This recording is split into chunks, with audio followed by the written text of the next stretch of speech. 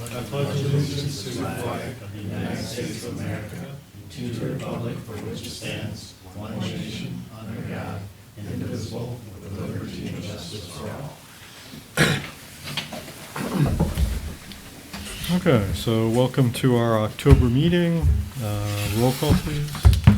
Cody is excused. Quattrito. Here. Fuller's here. Darren. Here. Shingles. Here. Buckley. Here. Webster. Here. And LaBelle is excused. Okay, thank you. So we have two sets of meeting minutes. We had our last regular meeting on September 17th, and we had a special meeting on October 3rd, and you were provided with both of those minutes. We'll take them in order. Are there any corrections to the September 17th minutes?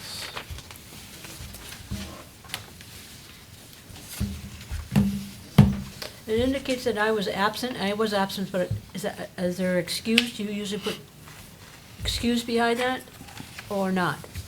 I did indicate that I was not going to be present at that meeting. So I don't know if you do that for record or if it doesn't really matter. Yeah, no, it should state then if he had notified us that it's excused. I'm not clear on what the distinction is, to be perfectly honest with you. I always thought the same thing, but I saw it one set of minutes and the other, and I'm like, okay, does that really make a difference? Also for the September 17th meeting, I was not late. I was late for the August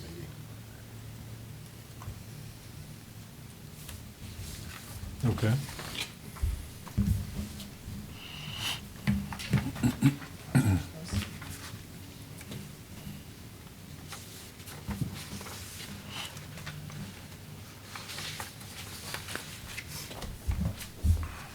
Yeah, the August meeting, was that the meeting during Because the like Welcome Week or something? Correct, yeah. Okay, yeah, there was issues then. All right.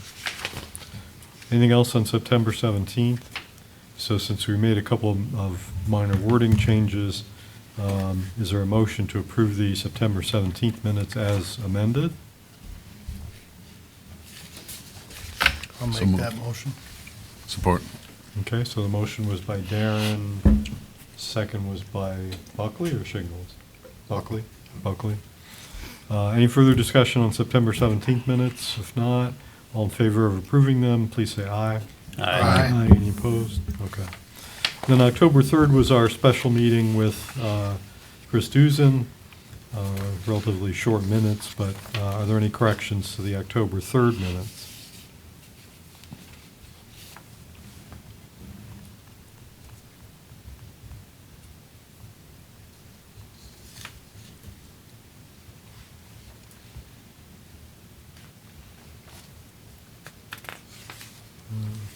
Hearing none, I guess we'll, go ahead. Do we need to note that Milky is excused at this one, or is that No, he wouldn't be He excused. was no longer a he was member. No longer a no member. longer a member? So we just don't mention him anymore?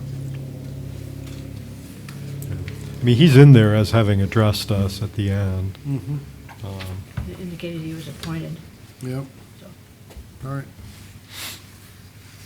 So, once again, any changes to the October 3rd minutes or corrections?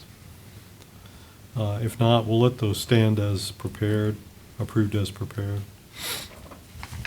Correspondence and board reports and presentations. So, is there any correspondence other than, well, of any kind? Okay, so no correspondence. Board reports. Well, our member of the Board of Trustees is absent, and we don't currently have a ZBA person, so I'm assuming we won't have those. Anything from Sidewalks and Pathways?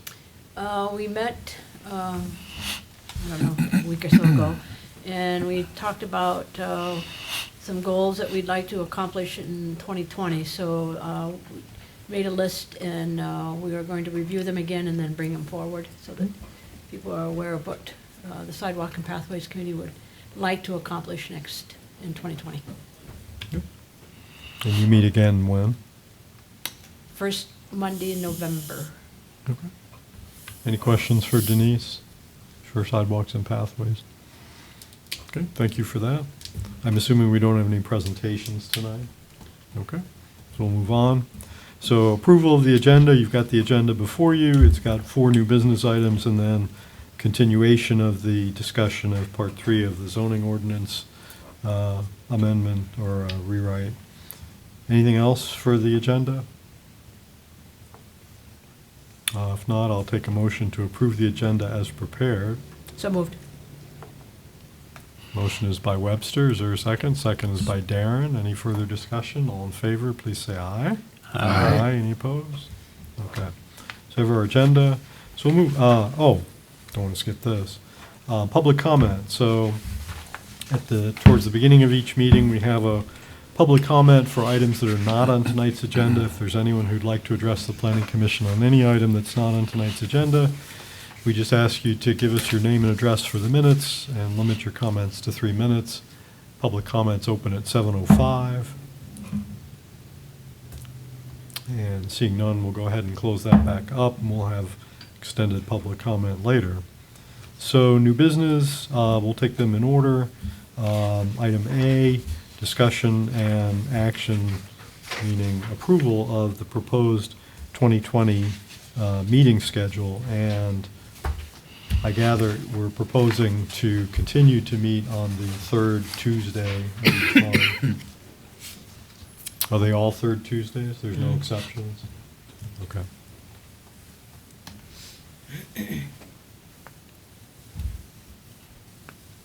Any concerns with that? Do we need a formal motion to approve it? Mm-hmm. Okay. So I'll take one of those whenever anyone is so moved. So moved. Second. So motion by Webster, second by Buckley to approve our 2020 meeting schedule consisting of 3rd Tuesdays of the month throughout the year. Further discussion? All in favor, please say aye. Aye. Any opposed? Okay, thank you. It'll be a fun one. Discussion and action, appoint the vice chair for the planning commission. So Brian Milkey was the vice chair, and because he was appointed to fill the remainder of Phil Micas's term on the Board of Trustees, and because we already have a rep on our board from the Board of Trustees, he's not eligible to be on this board anymore. So we do not have a vice chair anymore. The role of the vice chair would, generally speaking, be to run the meeting in the absence of the chair. So, and we do remind me again, we're doing our officer elections each year in March? In March, so this vice chair, if you don't want to commit long-term for an entire year, you'd only have to be the vice chair until March.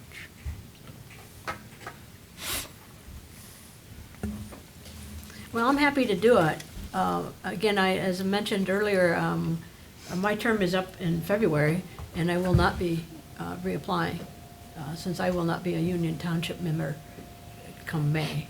Now, I can stay on until that time, because I will be a resident, but after that, I will not be a Union Township resident. What is the date? I don't have that in front of me. What is the date in February that the terms turn over? 2/15. Is it the 15th? Mhm. Okay. And what's the date of our, We elect our officers in the first meeting in March.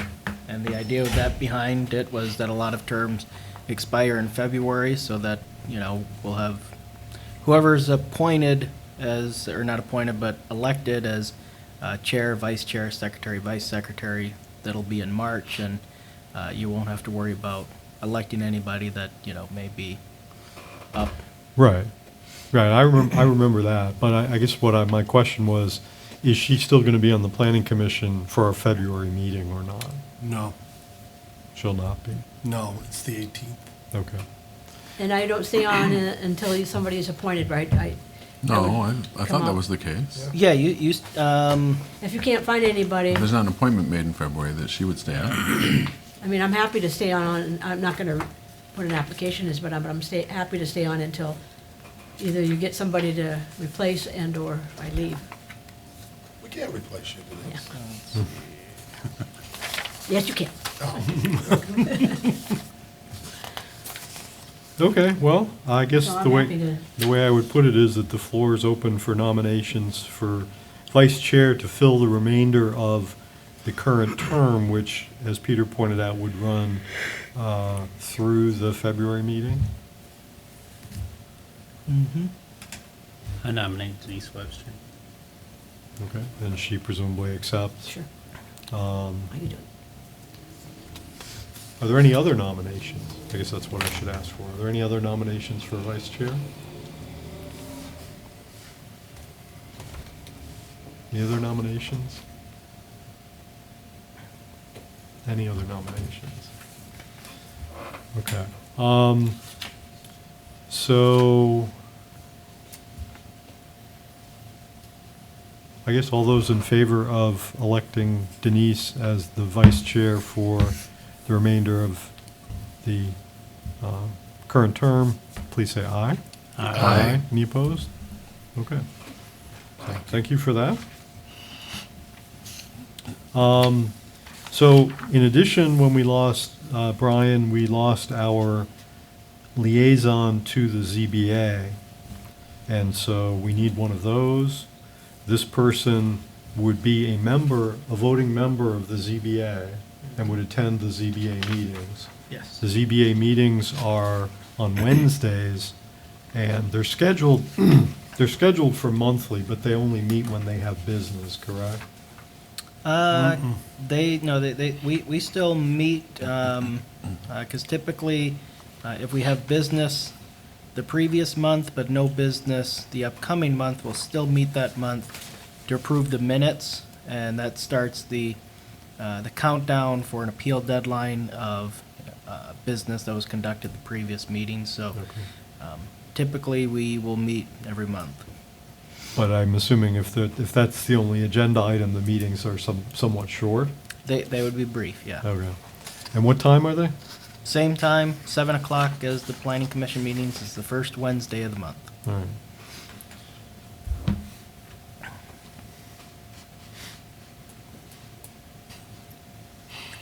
Why were you staring at me like that? I would consider serving as a liaison until we, I mean, I would assume it's the same thing. We would vote in the spring when we vote for officers. Is that the case? I would think, yeah. Yeah, I don't think we have it as listed as an officer. but- Oh, that's true. Has it been functioning more as the person serves until they decide not to serve? Yeah, it pretty much follows you through your term. This says the expiration date is 2/18/21. Well, because that was the expiration of Brian's term. Okay, so it's not, we're not asking for that. Okay.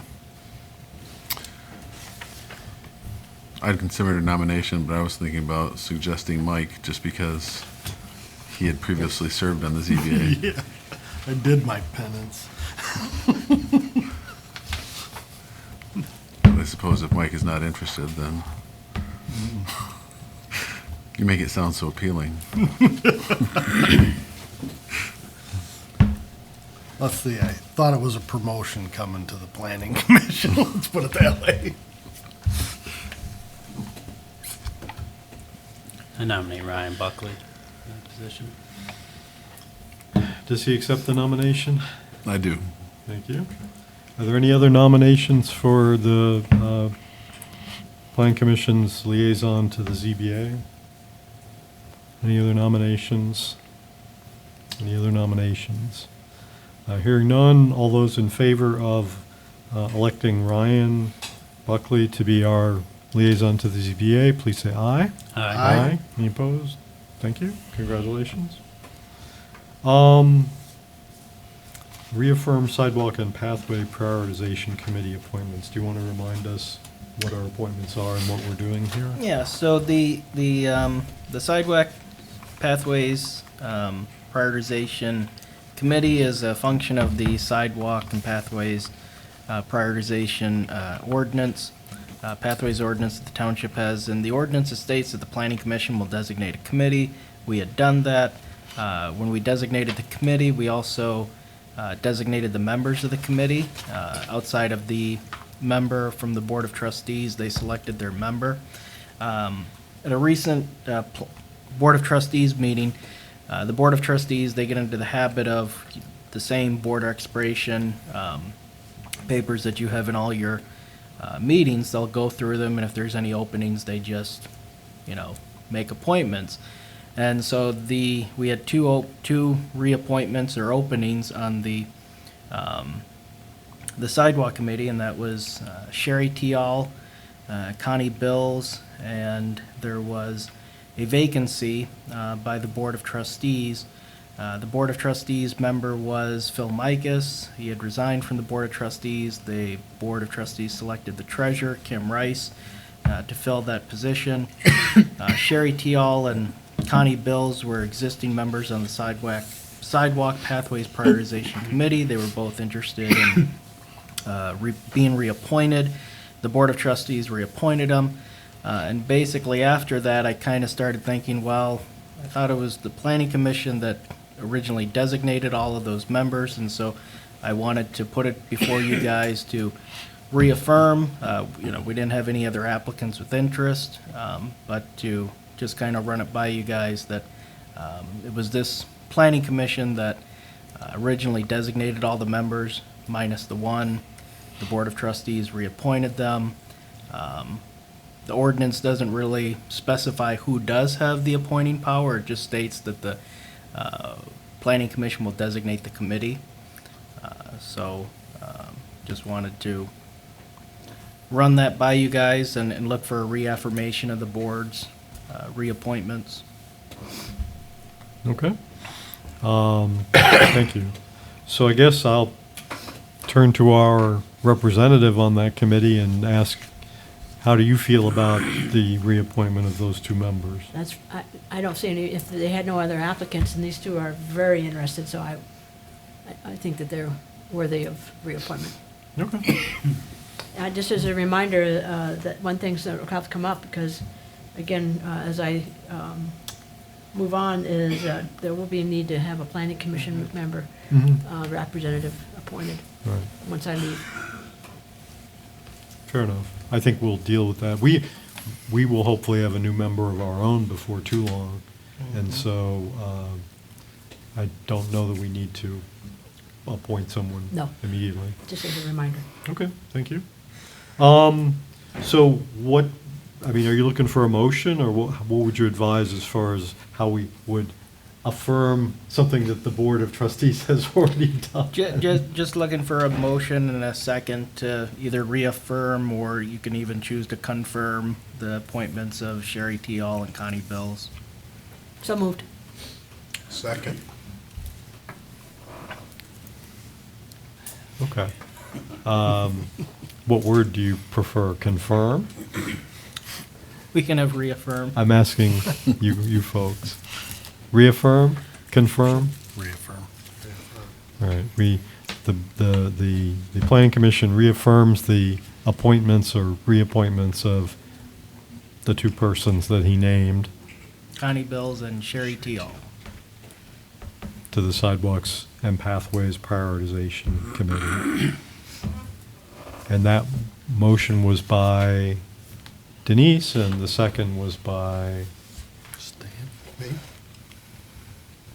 Stan. by Shingles. Any further discussion? All in favor of that motion, please say aye. Aye. Aye. Thank you.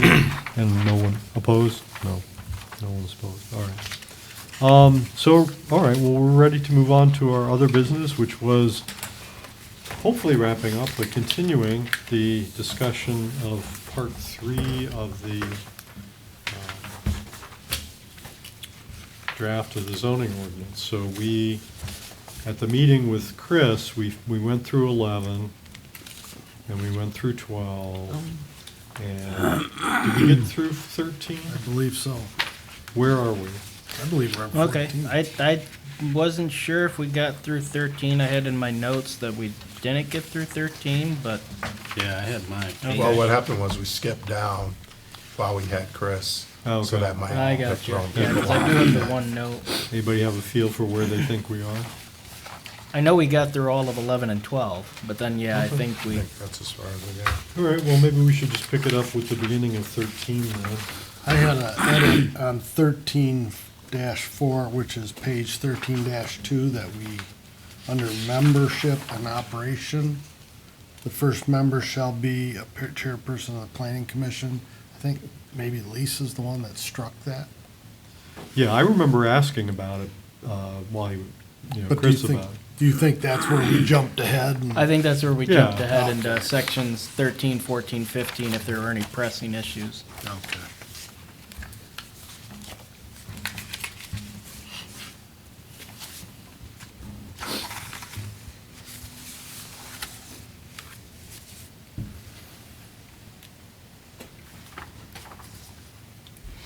Also, anything in 13.1 or 13.2?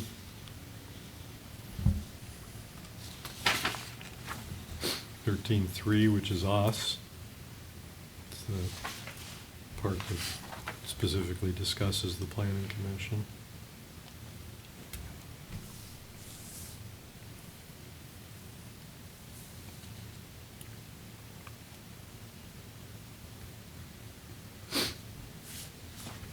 Thirteen four.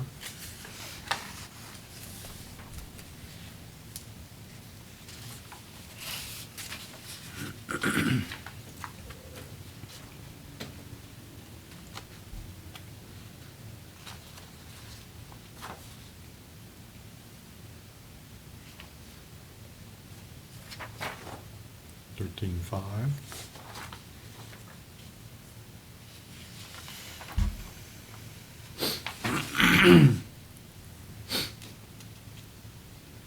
Now, the zoning official, we have that person, or are you the zoning official? And it talks about township planner. Are those two different people, the same people?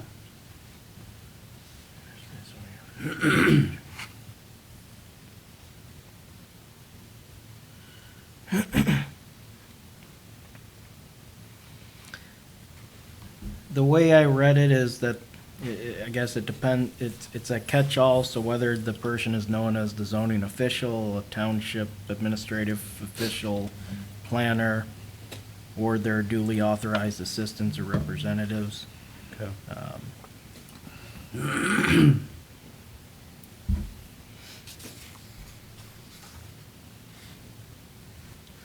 Right, but they have a separate list of responsibilities. Yeah, that's Now, it true. could be the same, it could be one person doing all those things, but, I mean, can you tell us what are you, your current, your title is township planner, right? Mhm. Do you also carry the title zoning official, or does it not exist? I would be the zoning official, but no, we don't have a separate zoning official title for anyone. Okay. So is that something we just combine all these duties under township planner? Yeah, that would be, I guess, a question. Yeah, that if this should just be, you know, zoning official / township planner. You know, another typical title is zoning administrator, so, yeah, I'm not sure what, I mean, what they're listing, even though they're separate. I mean, there's, you know, review, investigate permit applications. I mean, this is all kind of the same stuff as what even the township planner is. What, if they were combined together, would that prevent us in any way, the township or the board, from separating the positions in the future? It isn't.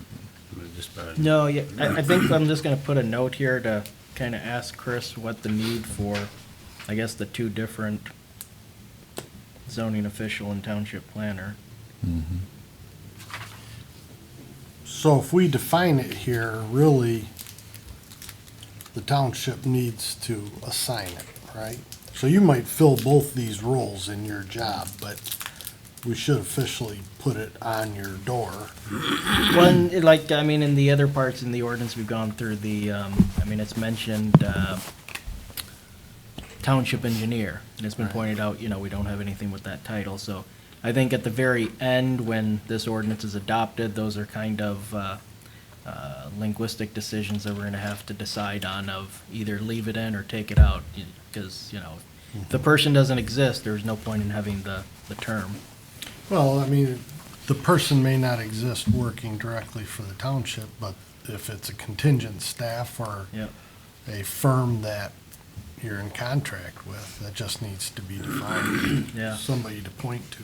I guess maybe the question is whether or not this is describing a function to be performed, or if it's describing an actual position. I think it's more tasks that Right, are a performed. function, Right, right, yeah. functions.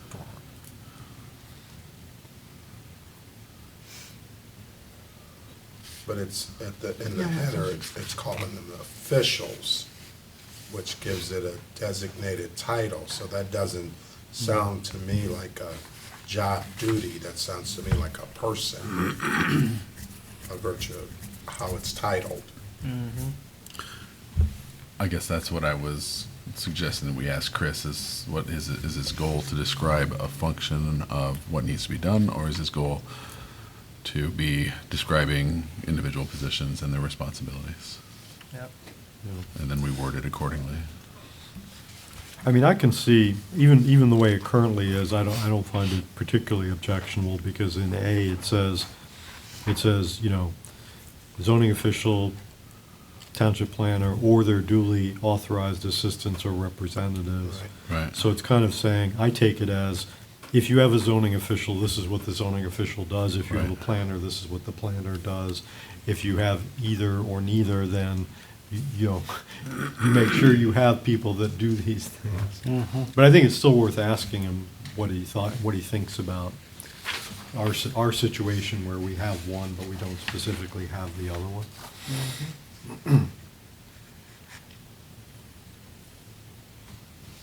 Any concerns with the lists themselves?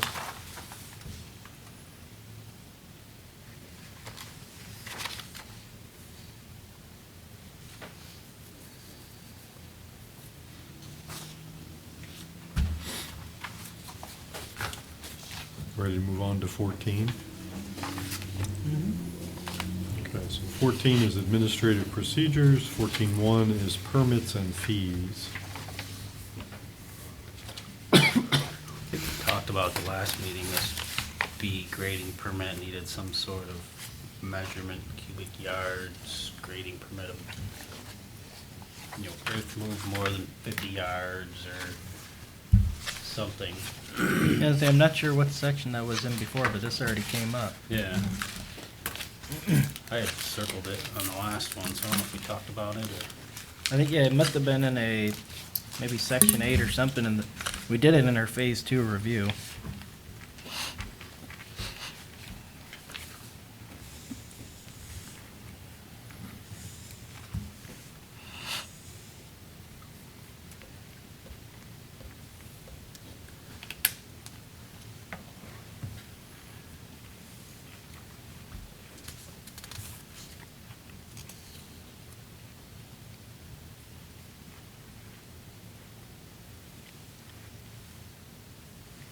One thing I did want to bring up is under temporary use permit C number 2, travel trailer motorhome for recreational purposes. An individual travel trailer or motorhome may be used as a temporary dwelling for up to 60 days for recreational purposes only. That's, I think, verbatim what we have in our current existing ordinance. And a question that's come up, and I've ruled it as it's basically a one-time thing. It would be good, once a year. But I would like some clarification on if that is the case, that it's actually worded that way, or if there is a possibility for, renewal, extensions, more than once a year, that's actually, defined in there. How does this conflict or not with a conversation we had previously about essentially storing RVs or boats or that sort of thing in the driveway or in the front of the house and how those are stored. Because that wasn't 60 days for that. I thought this was using it. This is for use. This is for someone that's living in it. Right. Remember, I think we talked about if somebody's building a house, they might want to live in it for a period of time while building their house or something in that order. I guess what I'm wondering is if I want to store my my trailer in my driveway and I'm only permitted 30 days under the ordinance for storing it, I can get 60 days by just saying I'm living in it. Do those two issues conflict at all?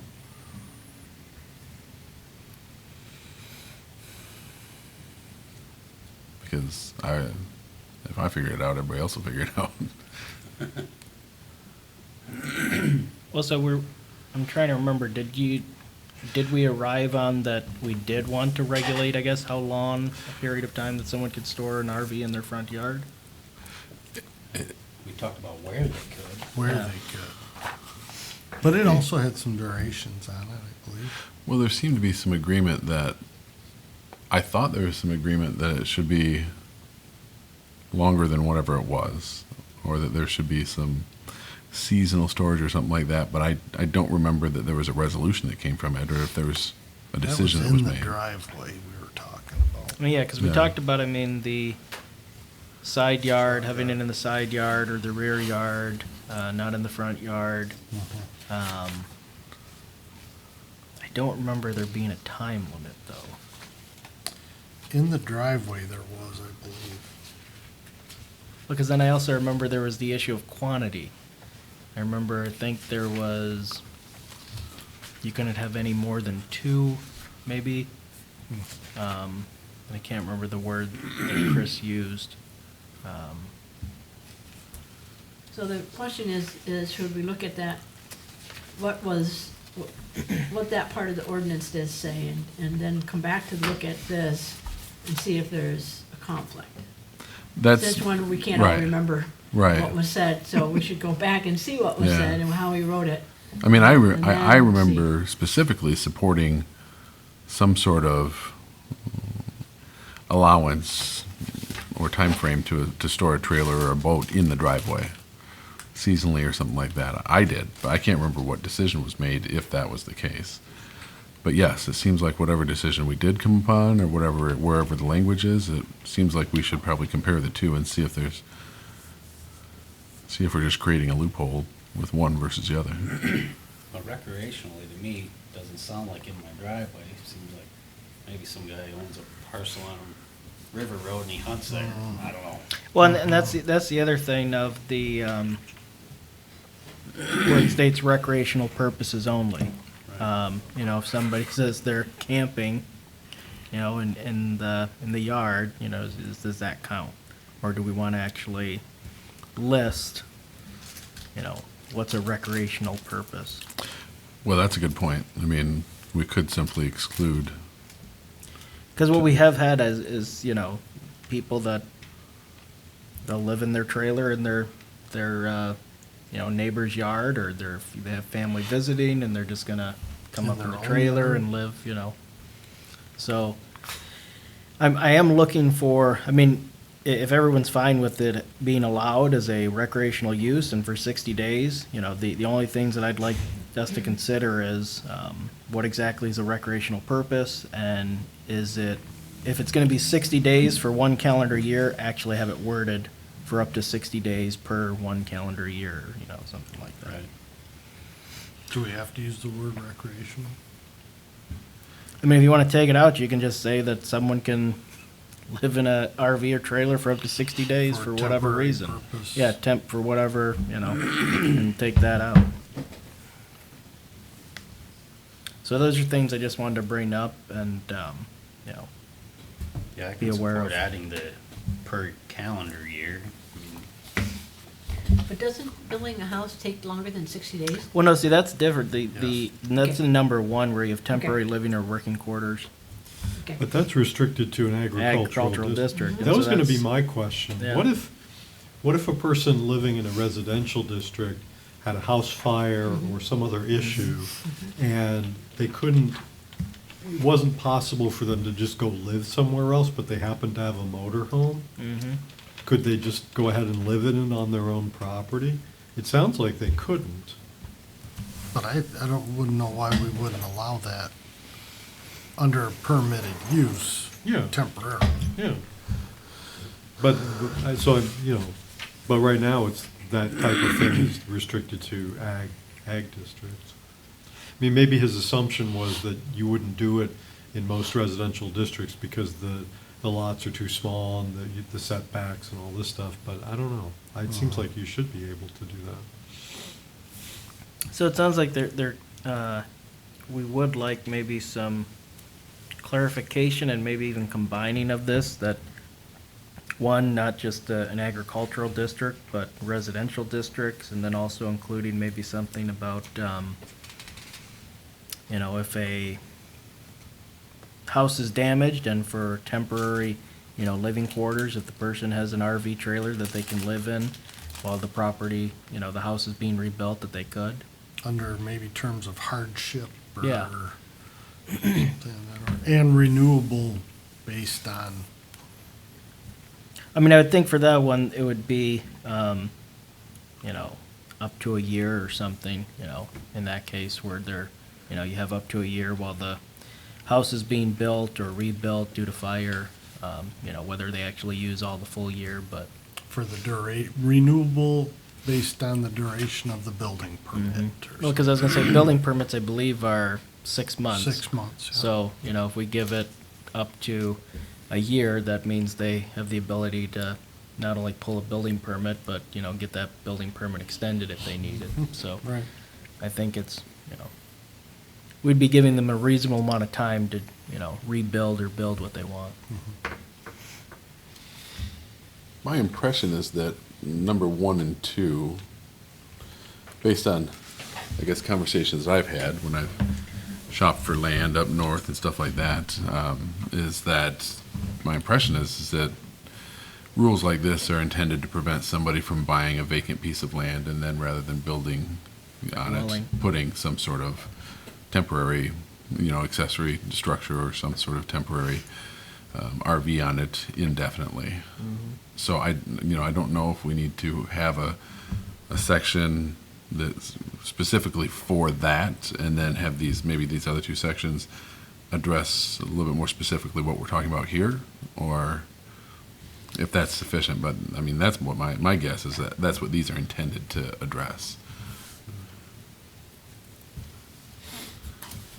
And the other thing I wanted to, which I don't want to spend all the time talking about now, but the idea of, these are just temporary uses that are coming, directly out of our current zoning ordinance, but to actually think of, there's, more temporary uses in other communities that they actually list in their zoning ordinance versus just this. I mean, they'll actually have, listed as a temporary use, food trucks or tent sales or, community events, on and on. And there's a lot of stuff that we don't list actually specifically in our zoning ordinance that they go on, and they kind of just get lobbed in as a temporary use permit, but we don't actually spell it out or specifically regulate any of them. Does that work now? It works kind of by we do temporary permits for, fireworks, tent events, this stuff, but, I mean, there's nothing really, I mean, if someone wanted to challenge us on it, we Nothing don't have. binding? Yeah, we don't have anything that really states that they have to comply with anything. So if it was a food truck, for instance, is that temporary permit, the use of this? Well, currently for that, we don't do anything with them. They just have to get permission from the property owner that they're gonna be parked at, and, I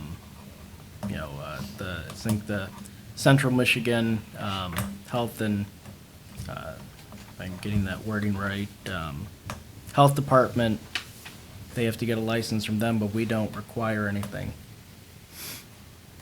So if a food truck was set up next to a residence for 6 months and the resident was complaining, the resident has no recourse right now. Well, because I mean, if it's in a, we haven't had any issue with that I'm aware of, but if that's the case, it's in a residentially zoned area with a commercial operation. I mean, calls that I've gotten from food trucks, they're, parked in front of commercial properties. But we could have somebody parked in, for instance, like an office complex, which would be a buffer next to the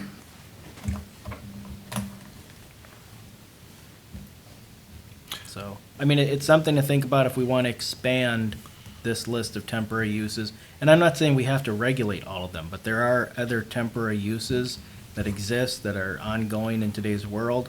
And, if we don't want to regulate any of them, then that's fine. We can leave them out. And just let everyone know that, there's no regulations that we have on them. But if we do want to have any kind of regulation or enforcement over any of these activities, I'd want to see them in our new ordinance. Peter, would it be inappropriate for you to maybe consider something, any additional specific ones you'd like to see and maybe bring them forward to us to review? Is that? Sure, I can provide you guys a list of things that I've seen and even, what I've seen in other communities and. I'd be happy to review something that way if that's the case. Okay. And I do think we need to have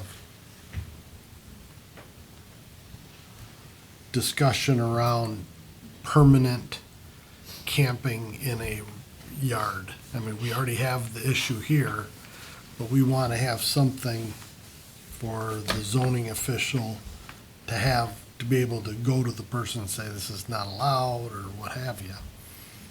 But it's a difficult situation if you don't have anything to force them off there, or force them to change.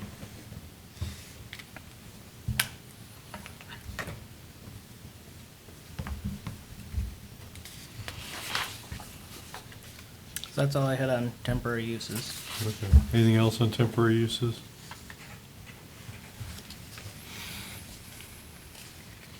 Building permits?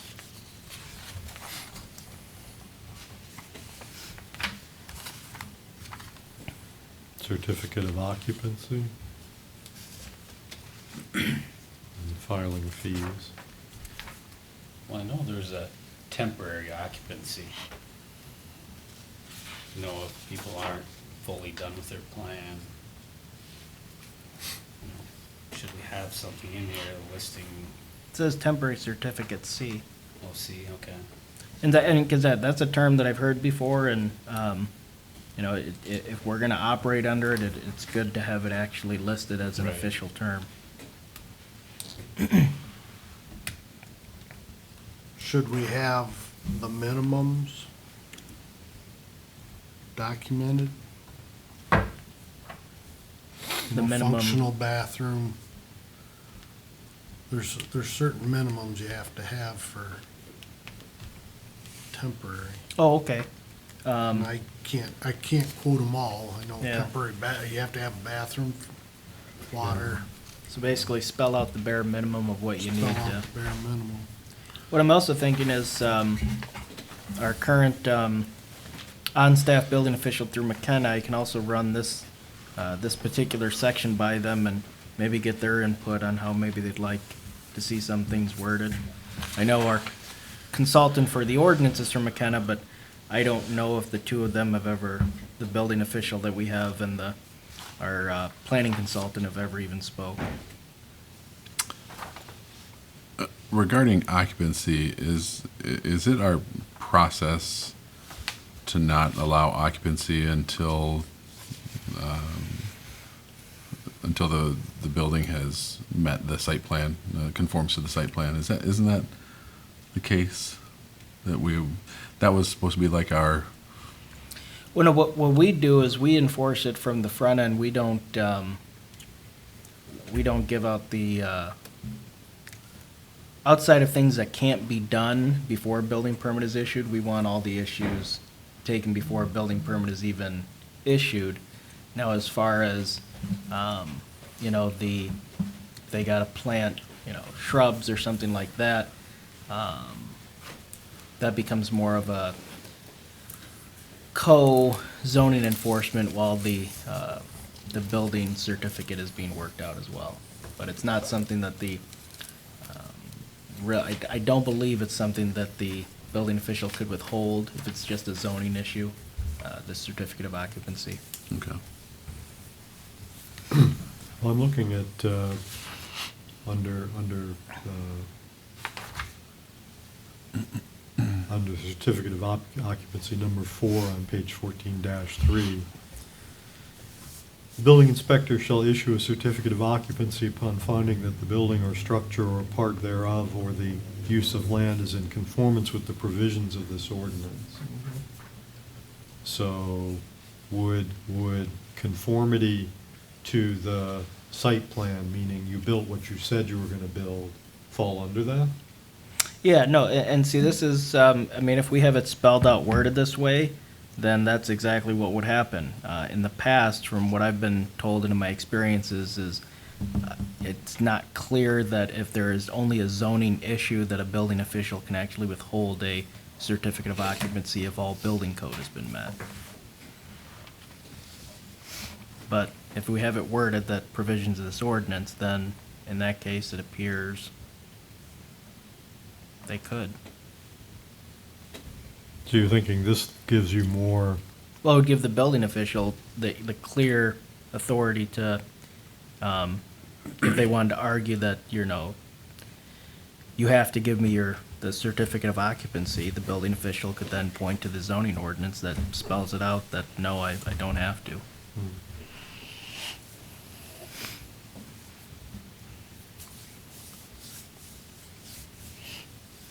anything else on 14.1?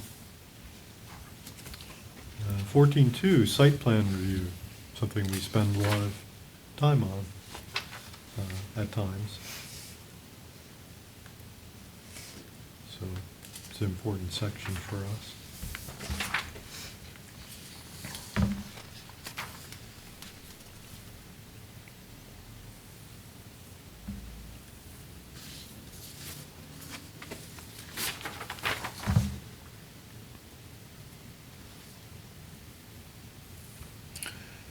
When we say under when required B, number 1, in section 1, it says, for example, site plan review shall be required for any of the following activities.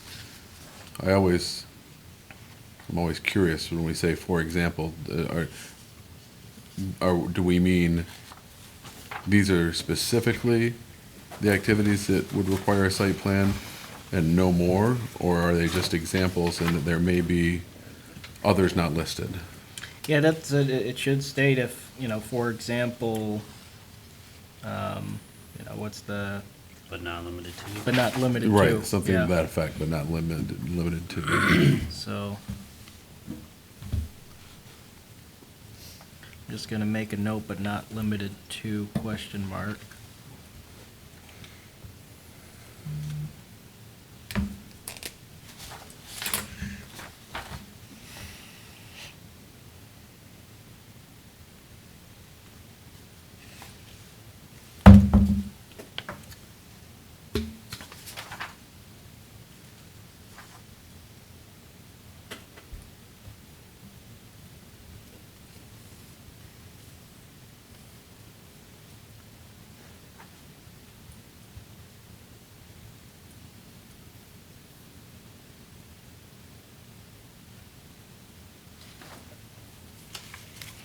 Now, one thing that in subsection 2, site plan not required, I know in our policy that's not in the ordinance that we've used before, is the idea of if an existing structure has not been increased by 10% or more, you know, when was the, if the site plan has been altered, you know, how long ago was the original plan approved?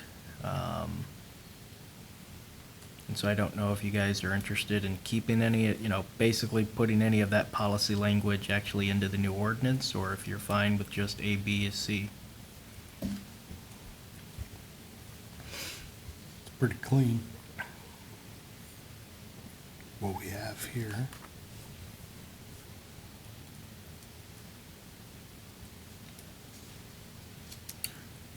Well, shouldn't we have some sort of a clarification as to what,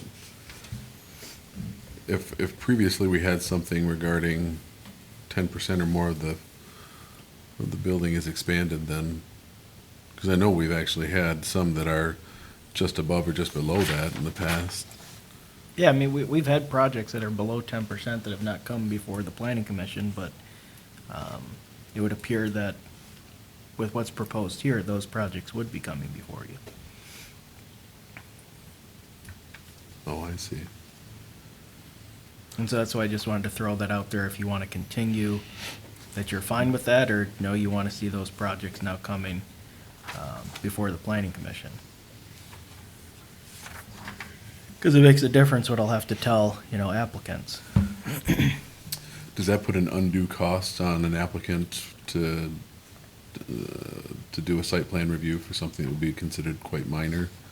I mean, are we putting a, Yeah, you'd have to Yeah. put sidewalks, you have to put underground detention system. in, you'd Stormwater have to management put- plans Yeah, and- I mean, it'd be significant cost. it seems to me that we should still have some sort of article that states. Threshold in there, right? Yeah, some sort of threshold.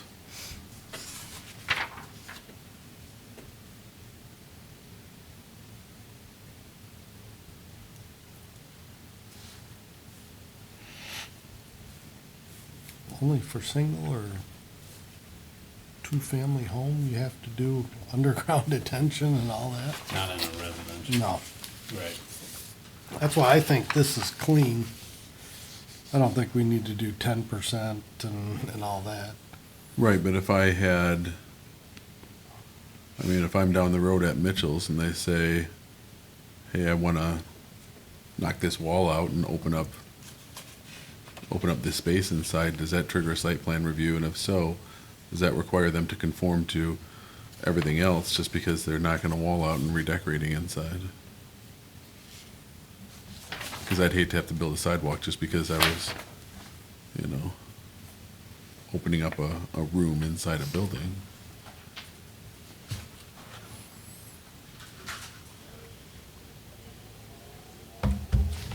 I think we're already requiring them to do a site plan review if they do modifications on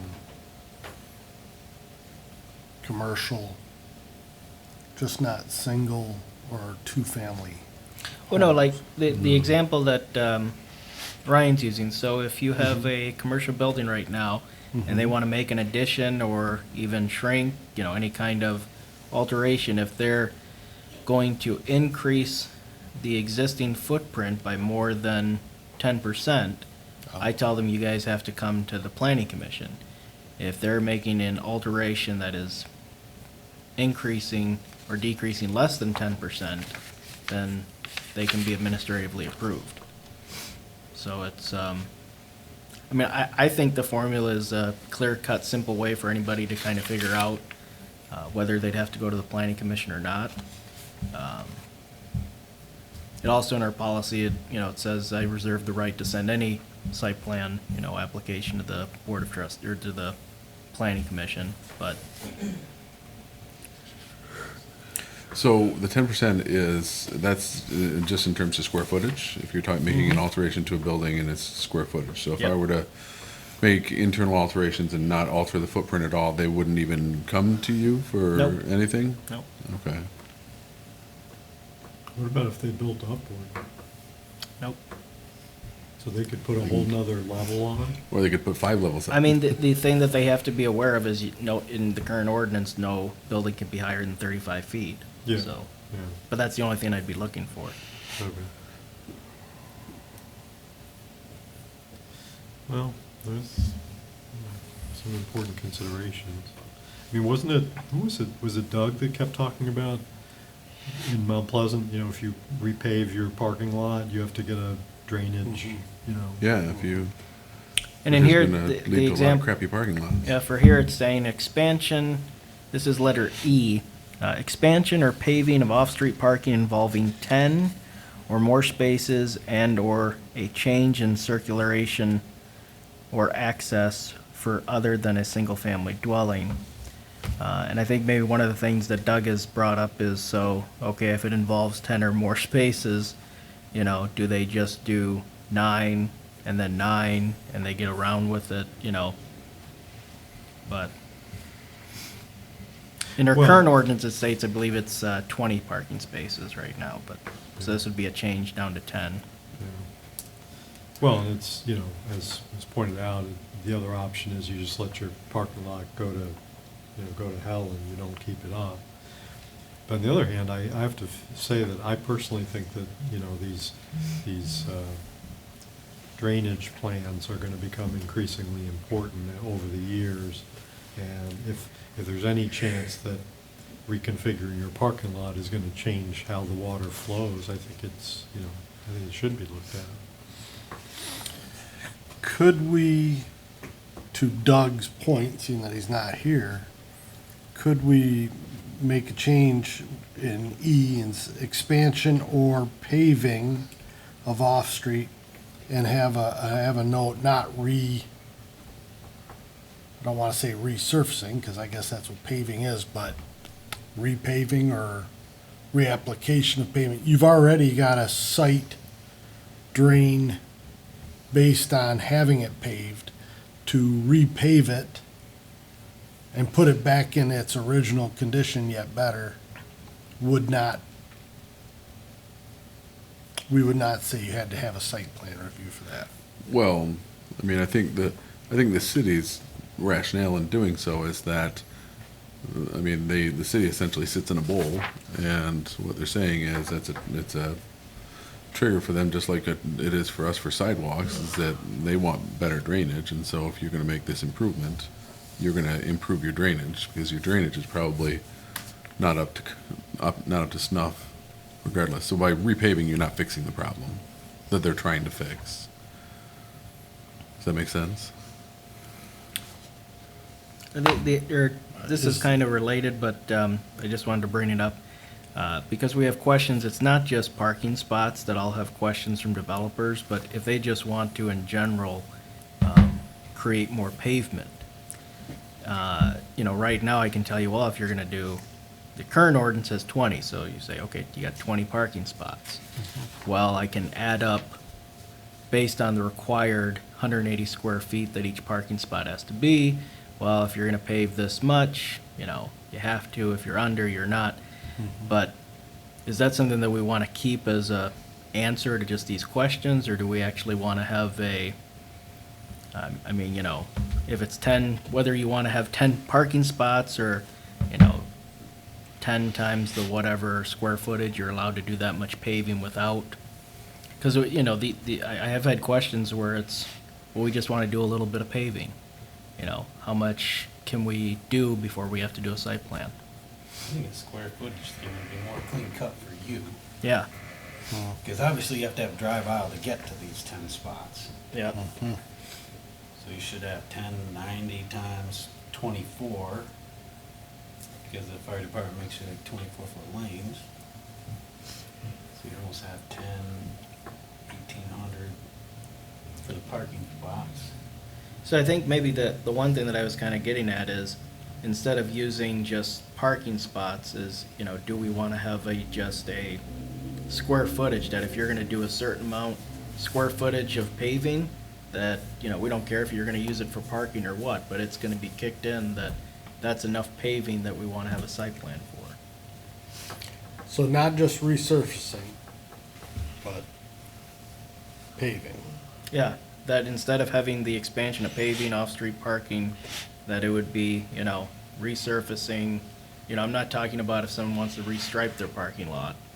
And I don't think, I But guess if was it's it already the, paved and it's all broke up and they want to repave it, you want them to come back in. yeah. Okay. But but like I said, instead of using the 10 parking spots or 20 or 15 or whatever, actually give a square footage amount. because I know in the city that they will allow you to mill 1.5 inches off and repave it without a site plan.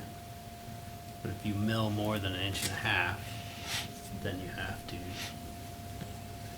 submit a site plan. I guess the question we have to answer for ourselves is, do we want to tie any level of paving to any additional oversight in terms of drainage or anything else? Do we want I to, do we would want to think do so. that? And if we do, then it seems like, I guess my next question would be, well, if they stay under the minimum, can they do a portion of it this year and a portion next year and then avoid a site plan altogether? Happens all the time. And there wasn't the other thing that I was gonna say is the, I guess a way to catch that is, you have a square footage or up to, I guess, an amount to where if I'm gonna do 1,000 square feet this year, 1,000 square feet next year, once you get to maybe, 4,000, 3,000 square feet or whatever, you're kicked in. So whether you wanna do 4,000 square feet right away, or you're just kinda inching away, they know there's a threshold that once they've made a certain amount of changes, it kicks in. So that would be able to prevent somebody from just, like in here it says, well, 10 spaces. Okay, I'm gonna do 9 spaces this year, next year, next year. Having some kind of language that says, well, once you get to 30 or more, it kicks in. Because that's the other thing that you have to think about is that if you're gonna say 10 spaces, well, you can have somebody keep coming back again and again and again, 9 spaces, and that adds up, and there's no drainage plan that's been approved now. So it seems to me, unless it was going to be overly burdensome on you or on the planning commission, it seems to me then, if we do want to ensure that the paving conforms to whatever our expectations are for drainage, that we would require a site plan for any expansion. Expansion? So even if they're somebody's- doing they're gonna do 180 square feet of paving, we'd want a site plan for that? I mean, I don't know how, that's what I mean, unless it becomes too burdensome for, Hugely expensive.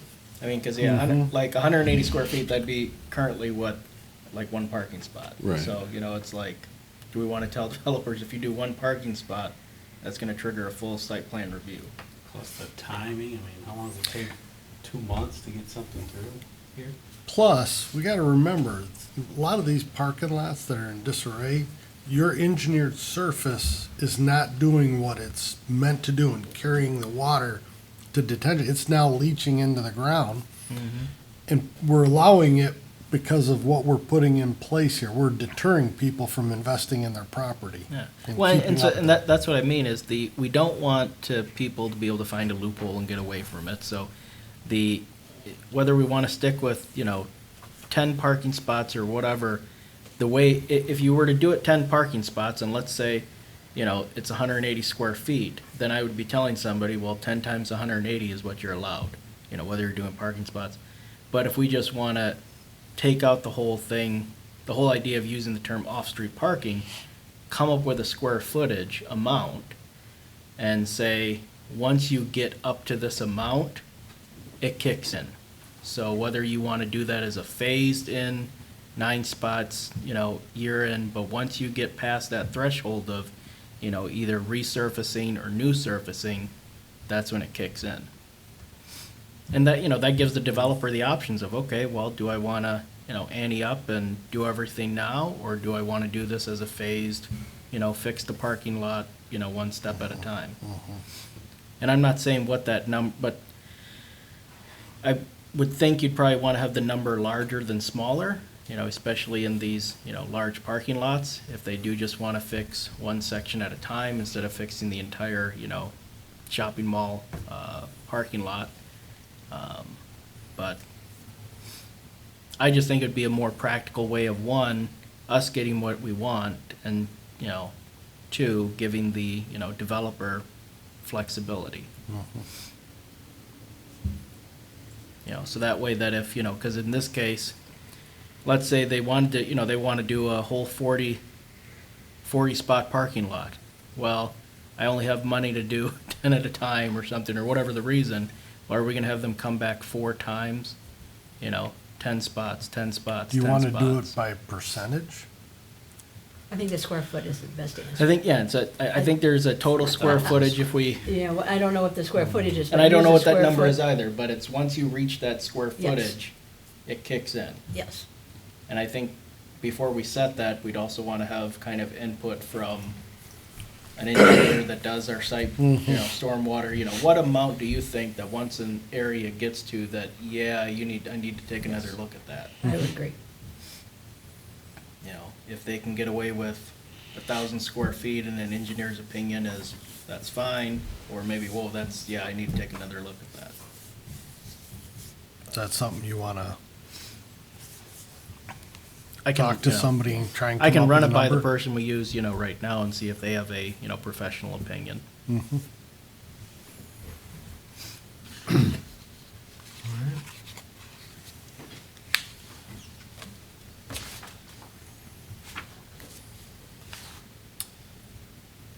Nice. Next part is site plan review applications and procedures.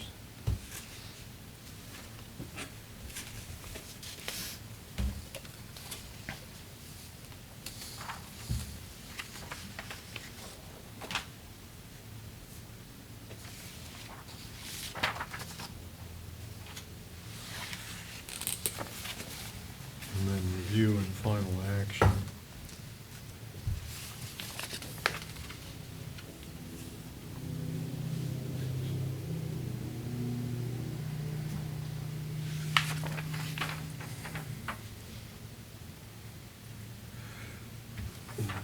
Again, it is, throughout here, we see that they call out the zoning official, so we've got to get that clear in whatever language, because that's throughout.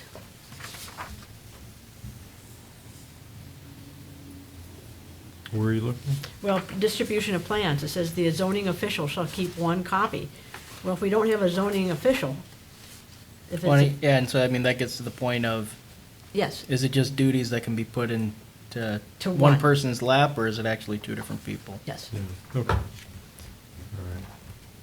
All right. And actually, just below that in D1, the second line, says the planning commission shall identify major issues. I assume he means that must be resolved. It's got "and" in there. Where are you looking at? 14.5. 14.5. D1. Second line, the first Shall identify. "and" should be a "that."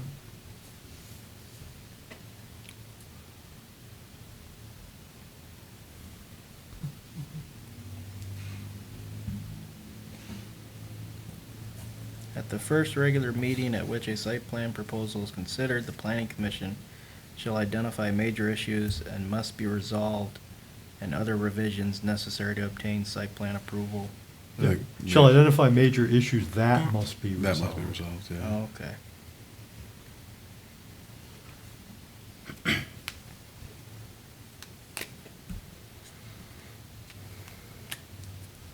Up at the top of this page in C, shouldn't we list the outside agencies we expect? Including but not limited to Isabella County Road Commission, Drain Commissioner, Central Michigan, we don't currently ask for that one. Michigan Department of Transportation, Department of Environment, Great Lakes and Energy, and other agency deemed appropriate by the Planning Commission. Yeah, I think, we should be specific. But more specific than what's already listed? Yeah, there's things on there we don't even ask for. Well, yeah, there's one, you'd have to Yes. consider whether you want the Central Michigan Health Department left in. Great and Lakes then- Energy, I don't even know what that is. Yeah. I don't know if that's the renaming of a state I mean, agency. you need Isn't a that the new, Fire the- department. what the DEQ? Because I was gonna say, we have DEQ forms, so that might be the renaming of that department. Fire department. Yeah, fire department, township utilities, bus, transportation, yep. Those well, are means the other. Yeah, the Michigan agencies, that's Department what of you're talking about? Transportation, Yeah. MDOT, but Okay. yeah. Well, we don't have the, I-Ride. yeah. It would just be more convenient for somebody Yes. looking through here to find, see what they need to do. It's very Rather than well saying other defined, right? that are deemed necessary, it was add them. Yeah. Yeah. Do we need to codify in this document? We've been kind of operating on the expectation that approvals should be received prior to coming to the planning commission. Yeah, Well, because it says proof that the plan yeah. has been submitted. Submission plan, Submitted and A, approved. B, C. Yeah, proof that the plan is, well, proof that the plan has been submitted for review to all appropriate affected government agencies. Yeah, but it doesn't say that so that doesn't say, that's just proof that it's been submitted. So submitted and approved. Yeah, so we'd want proof If of. that's the in- expectation we're asking. Yeah, for. so I think if we wanted to keep it the way we're doing, we'd word it proof of approval, you know, by the following, you know, so do we want to change that to where we only want the, proof that it's been submitted? Or do we want to keep it that, we want, of course, with this, it would be by time you submit, that you have the approval. It wouldn't be, because we have some applications that they'll come in, and they're still having some approvals that are lingering that they're trying to get. So, We've had health issues with some of these people that are trying to prove it, yeah. the delayed projects. Well, I guess I can't remember why we started, kind of maybe starting trying to set the expectation that we'd have approvals. But I guess the question is, do we want to continue to do that? And if so, do we want to also include discretion to waive the required approval, or to not waive them, I guess, but. Well, in essence, we look at the site plan when it's pending, and we've done that. And is that we've looked at the site plan, we've approved the site plan pending approval of, Yes. so But more do we want to recently- continue to do that? Right, I more would think recently, so. we've been trying I would think to so. make sure we had approvals, and I don't know why that we had said that. I don't know why we had started moving that direction, I guess, but. Wasn't that something that, when Mark became the manager, that was kind of a best practice that he thought was appropriate? Yeah, it was, But then, and we were doing it much more rigorously for a while, and then we kind of backtracked, especially once, well, I forget which one it was. Drain The commission. they got really backlogged because the guy was sick. And so we didn't want to be holding up all these projects, or at least holding up our own approvals of them. They've always been, even before that, even when we were doing it in a more kind of freewheeling sort of way, it was always conditional, and they had to get the approval. Mhm. You know, and I don't recall too many that actually had to come back to us, like because the approval wasn't granted or they had to change something. It didn't seem like it happened hardly at all. Do we have to There were make, just a few, I think, that I remember from a drain. I think, I forget, no, it wasn't the Renaissance. Was it the Renaissance Center that they had that? Yeah, that was the utility department that had a Yeah, conflict with so that there was something that they had to come back with Yeah. and update us. do we have to make note in here how we granted staff approval for some wait, once the drain commission approves it, we grant you the power? Do we have to make note well, of that in here? I think we'd want to spell that out in D, where it talks about review and final action, and it goes through pretty detailed on how it's gonna, the process is. Well, have we settled the issue about the pending? Proof of, Proof that it's been submitted for review, or proof of approval, or, yeah. I guess if we're going to include proof of approval, it would be nice to have language that essentially says that the planning commission will not hold up projects if lack of approval is not the fault of the applicant, or something to that effect, it's, if we're going to require approval to come to us, before it can come to us.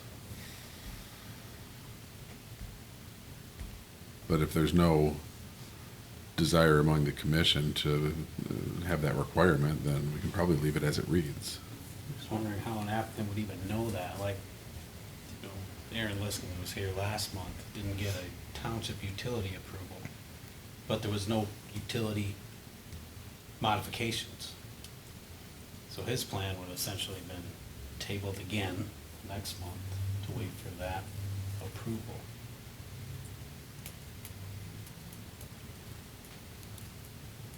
Well, can there be certainly a statement just saying that the planning commission can review plans and, what word I want to use, you provide an approval pending agency approvals. In other words, we're allowing that, we can review it, we can approve it pending Well, you could say it final. that way, or the other way you could say it would be to say the planning commission reserves the right to withhold approval until permits are secured, or That'd be either fine, too. way is, Could that be listed down here in the final action, though, submission that, they gave us proof upon site plan review that they've submitted it, and then this final action review? Well, he's got under 5B, approval subject to conditions. He's got, may need to obtain approvals from other agencies.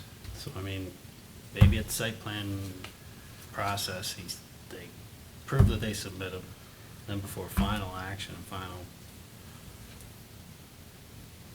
Well, the one thing I wanted to bring up with what you had mentioned, Alex, is like for a project, if they, and this happens too with other agencies, if, we need road commission approval, but they're actually, they're not doing anything with entrances, exits, egress, ingress.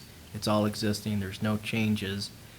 I still require, and I nag, Pat Gaffney at the road commission, can you just send me an email saying you've looked at the plan and it's fine?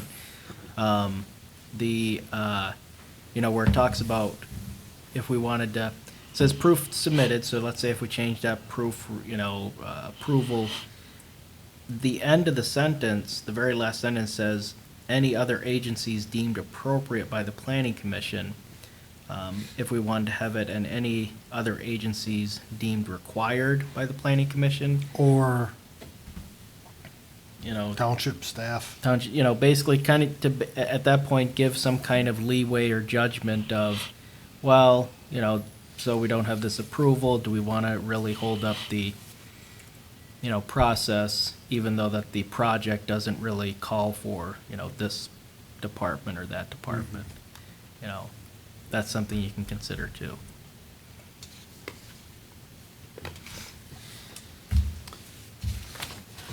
It needs work, I guess, I like the way we're doing it right now.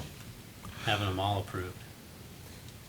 Whether it's approval Okay. subject to conditions. I like our process right now. I'm not saying having them all approved is right, because I'm just not close enough to that, because I'm not sure. well, I guess That's the only thing I would concern myself with, I don't mind approving them with conditions, as long as there's some sort of, as long as there's some sort of mechanism for us to say, under an extraordinary circumstance, we're not going to review this because we have concerns about permitting or approvals. As long as we have that discretion to say that, then, and that's what I'm trying to read here, do we feel like we have what's the language here, the discretion to say, well, we're going to table this because we're not comfortable with Who you submitted the plan to. the way you've submitted the plan, yeah, or who you've given it to. Well, again, under the final review and actions, it does give you that. In other words, we have to make those 4 decisions. So I think that's already said. The question So, yeah. then comes back to, do you really want when they submit the plan, proof that the plan has been submitted for review? So do we just want them to these agencies, it's been submitted, and then we have the option under final review, under conditions, To it's say already there, it's already written there. So upon it just comes approval. back to that one paragraph, C, is proof that the plan has been submitted, is that enough? For us to put it on the To put calendar, it on- for us to review yes. it. Yep. Yes. And then I make think the so. decision on, well, Yes, we have approvals from X, Y, and Z, but we don't have from A, B, and C. then the final Yeah. would be under the conditions. Or, as, the other option where Ryan said, you know, we're gonna table it. We really want these A, B, and C, you know. Well, you, but But again, it gives final the- it's review a- tells us we can do that. Yeah, it's the planning, We have it's the tabled discretion it. of the planning commission. Yes. I guess with what I see in part 5, I guess I'm comfortable with allowing it, leaving it just to say that it's, you know, proof that's been submitted for review as opposed to requiring approvals.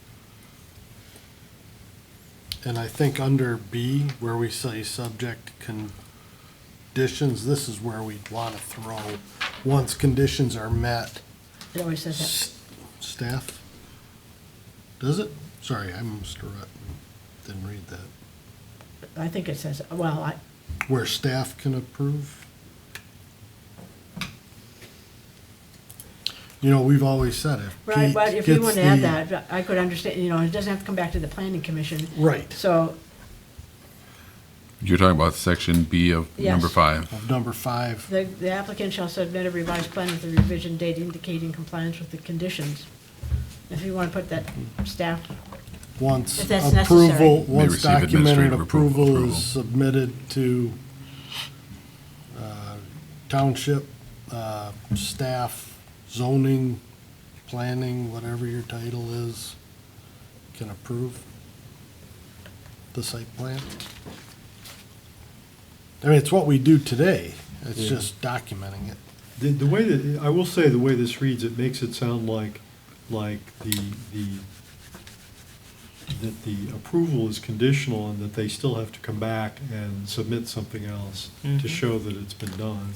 I would be, the construction or the language that I would prefer would be something along the lines of, the planning commission may at its discretion designate such revisions to be approved by the zoning official. or That whatever. sounds think- great. I think that would be Did you get appropriate. that, But Pete? it says that there though. Does it? Not by, Under 4, submission of plans for review, not sure why we're having them bring 10 more sets of plans back. And then it says at the very end, of the revised plan shall be distributed for review for the township officials. Well, but that's, We're we're talking about approval, right? yeah, Right. this is the difference between, what he's calling the initial review is like what we've been calling like a preliminary review. But if we're actually looking at this to actually approve it, that's the final review. And so that's where you want your hard copies. I would say, yeah, they're, well, actually, the way he has this set up, Yeah, I don't know why there's 2 sets of plan submissions. well, but, because with C,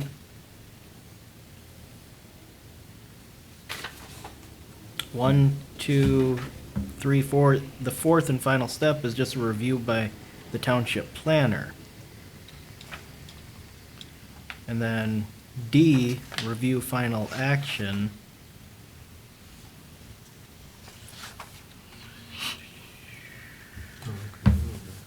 Seems almost like, yes, I can see where the point of why would there be, you'd have to have 2 sets of 10 plans submit, because I don't need 10. If 20 if the sets final of- step of C is my review, I don't need 10 copies.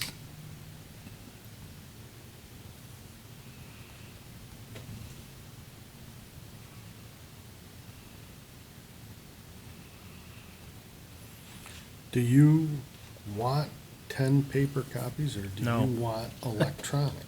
Well, I like to have one paper copy and one, and the electronic. I mean, Shouldn't we I can do a state that? review on Does both, it? but, I mean, it states in here 10 individually folded copies and 1 digital copy PDF format of the site plan. But if C is really just my review, I would Should just be want one one and hard one. copy and 1 digital. And then for, you know, if it, for D is in dog, if it's then the 10 individually folded, you know, final review. Yeah. Well, ask Chris this, because the way I'm reading this now is in D1, it says, okay, it's before us. If we identify major issues that must be resolved, and other revisions, then these other things kick in. So 4, which is a submission of a second set of plans, would only occur if 1 occurred, if there were major issues and other revisions. And so typically we don't have that. Usually most things we approve on the first pass. Occasionally they come back, but more often than not, they don't.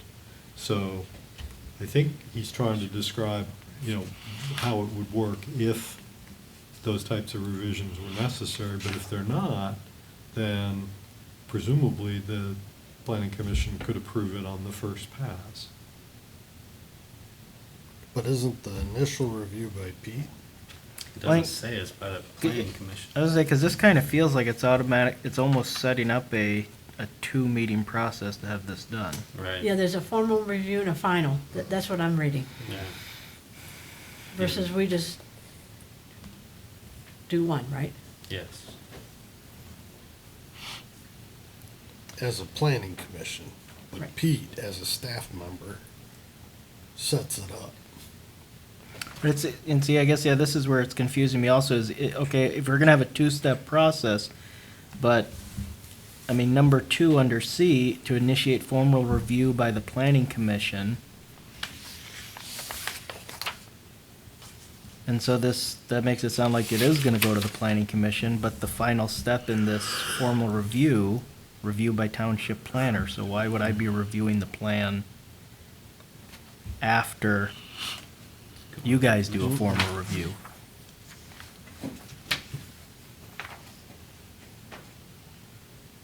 It sounds to me like we need to talk to Chris and say, okay, this is how we want to do it, so how should it be written? This is how it's done. We're happy, and then, Explain to us why we can't do it the way we're doing it. yeah, and whether we call it final review or formal review. Because ours is a formal review. Formal, final review. Well, because that's one of the things that's always come up. We use the term preliminary review, even though our ordinance doesn't actually differentiate final or preliminary, and it seems like he's kind of spelling out a preliminary, he's calling it formal, and a final review. Right, so when we do the Yeah. preliminary, they have to give us copies.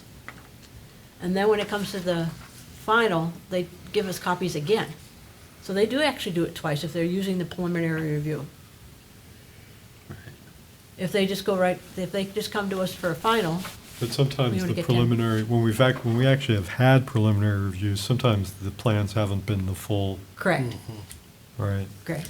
But see, it looks like the way he has it set up, what I'm getting from is, I mean, right out of the gate, you have this optional pre-application conference, which is something that, I've talked about with township staff. I think we've done it on a couple of projects. But it looks like he's almost requiring a preliminary and a final review. And I don't think we want that. No. I'd Yeah. like to know his reasoning why he thinks we need to do that. Yeah. If the applicant wishes to do a plenary, all I mean, right. yeah, I mean, I could They see can where skip that if step. a person wants to do the optional conference and then say, hey, then after that, I just want to move slow, I want a preliminary review, I just want, input from you, the township planner, and then final, but yeah, I don't know if we automatically want to have 2 meetings for every No. project. No. So, okay.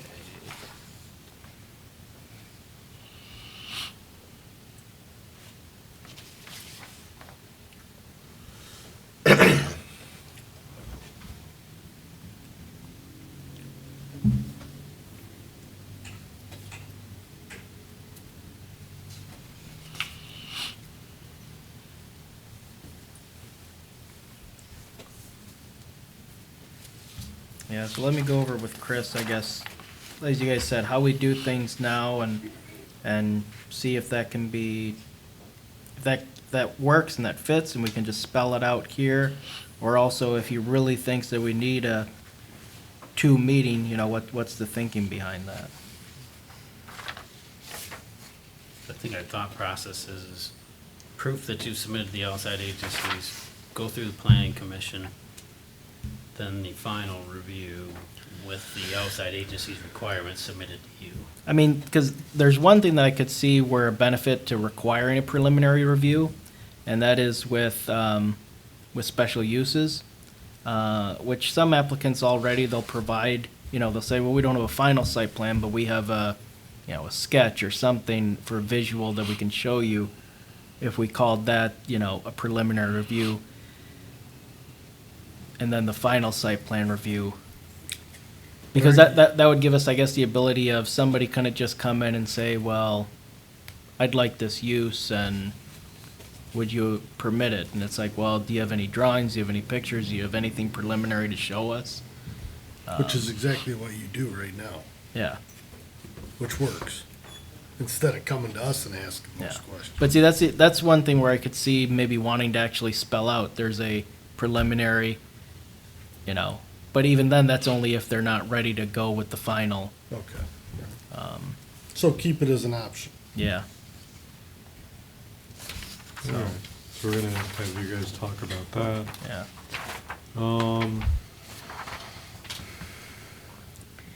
Anything on the back page, procedure after site plan approval?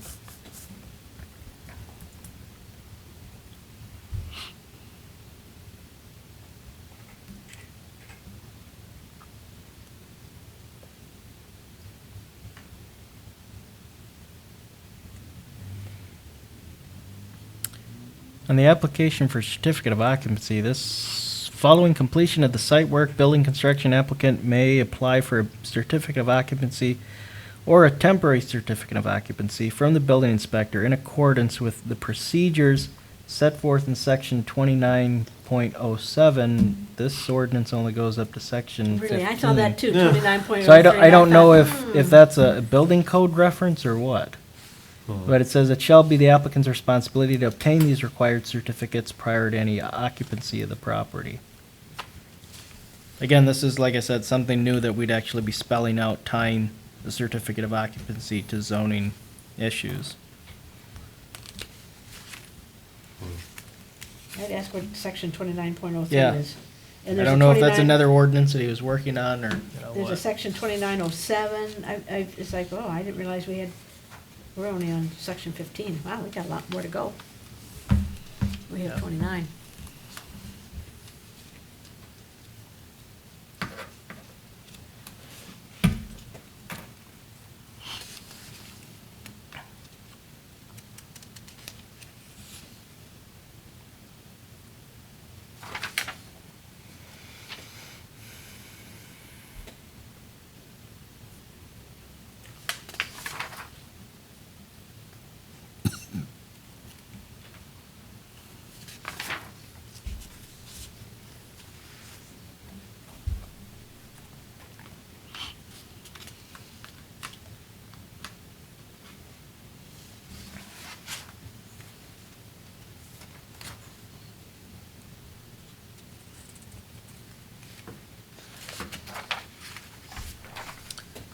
Now this is the next one, E, required information on site plans. There is notice up front. There is nothing that states that the planning commission can, waive these criteria, so that'd be something new. And it's extensively detailed as to what they want to see on here. It's more detailed and more lengthy than what we have now.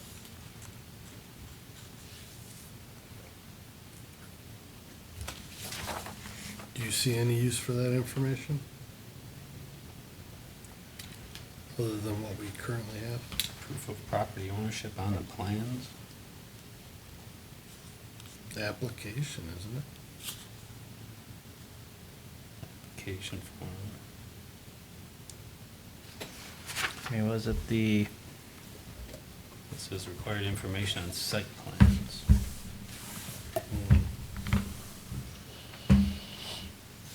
Application form shall contain the following.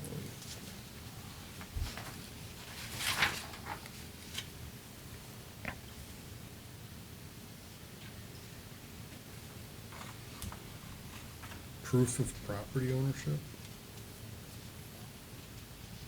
Yeah, we want that. Okay.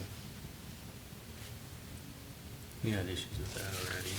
Yep. Yeah, and we've been requiring that ever since that time that we had an issue.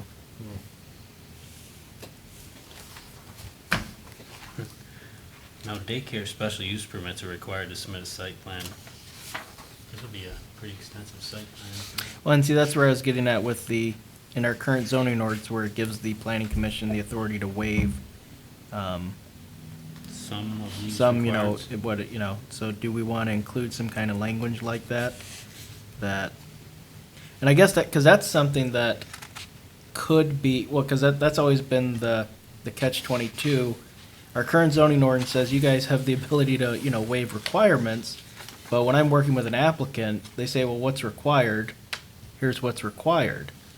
And, so they think, well, how can I ask the planning commission, why can you waive, this and that before they can even get in front of you? I guess that's something that, if the new ordinance gave you guys the authority to waive certain required information on a site plan, that's something that actually could be beneficially worked out at a preliminary meeting. Because otherwise, what we've had is applicants just coming, asking for the special use, say, I'm gonna have a site plan done later, but, oh, by the way, before I do a site plan, what do you guys want me to put on it? That's something that I guess where a preliminary meeting could be beneficial. But in the current proposed, you guys wouldn't have the authority, it looks like, to waive any requirements or require data.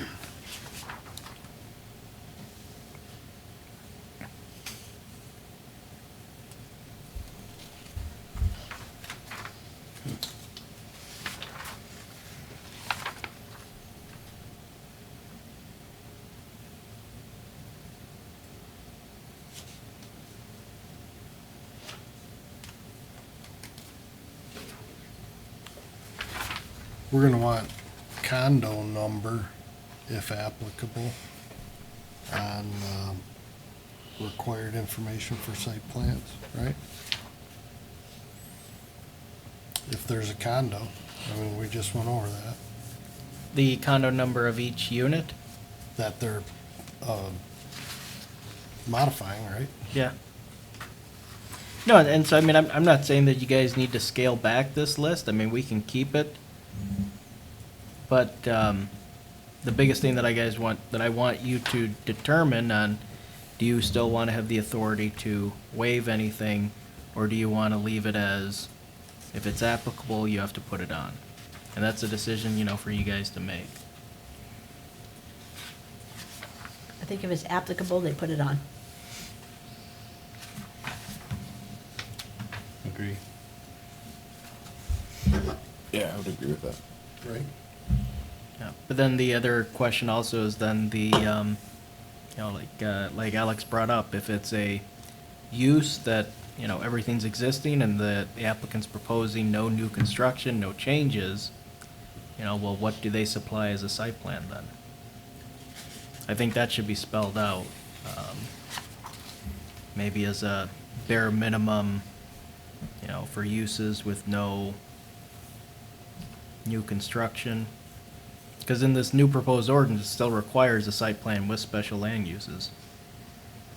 So, if they have a special land use and they're not doing any new construction, do we still want them to require to have a engineered drawing showing all this information on just an existing,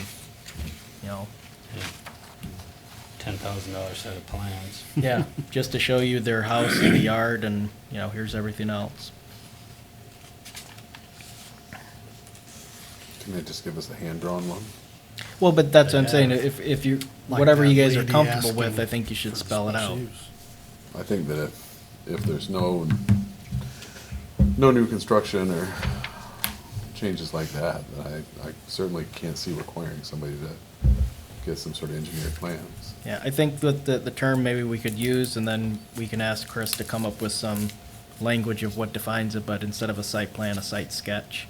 And then what it's should, you know, what is a site sketch, what needs to be included in a site sketch. Right. That sounds reasonable.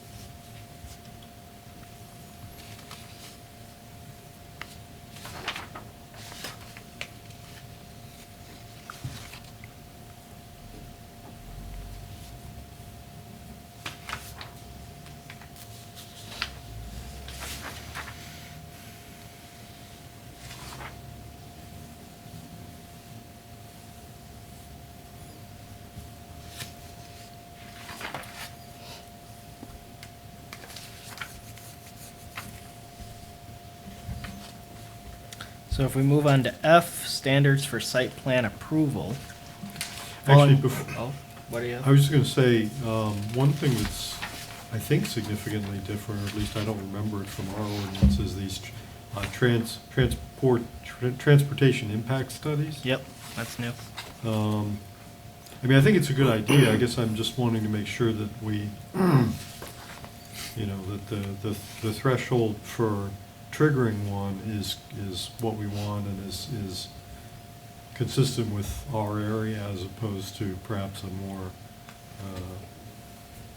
you know, other types of areas. So it's stating that this TIS, transportation impact study, something new, it would be required businesses that have drive up or drive through service, residential projects containing 100 or more dwelling units in the total project, commercial, office, industrial, warehouse, institutional, entertainment, and mixed-use development proposals involving 100,000 square feet or more in gross floor area. It also goes on to state the Planning Commission may require a TIS for proposed development even though it does not meet the criteria listed above where there is evidence that the traffic that would be generated by the development would cause or aggravate unsafe traffic conditions. In making this determination, Planning Commission may consider the design of proposed roads, driveways, parking lots, as well as conditions that exist on or around the site that may contribute to traffic safety concerns. So this is another item of where, you know, it's clear to the applicant if they have one of these three that they have to have a TIS transportation impact study, but where the Planning Commission, well, yeah, you don't qualify for 1, 2, or 3, but we think your development is going to cause enough of an increase of traffic that we want one done. The applicant wouldn't really know that until they've had at least one meeting or, you know, hearing with you guys. Item 1 on there is significantly smaller than item 3. Yeah. 100,000 and the guy wants to put a Big B coffee in? Well, I mean, you could have a Big B coffee, but they're just adding a drive-through. Yeah, so Yeah. I mean, I don't know how much a PIS plan study costs.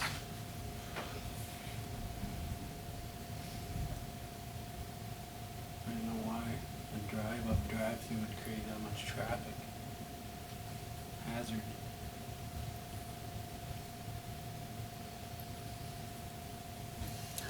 I guess it depends on largely where they're putting it, but if we have the opportunity to essentially require one out of concern on any project, then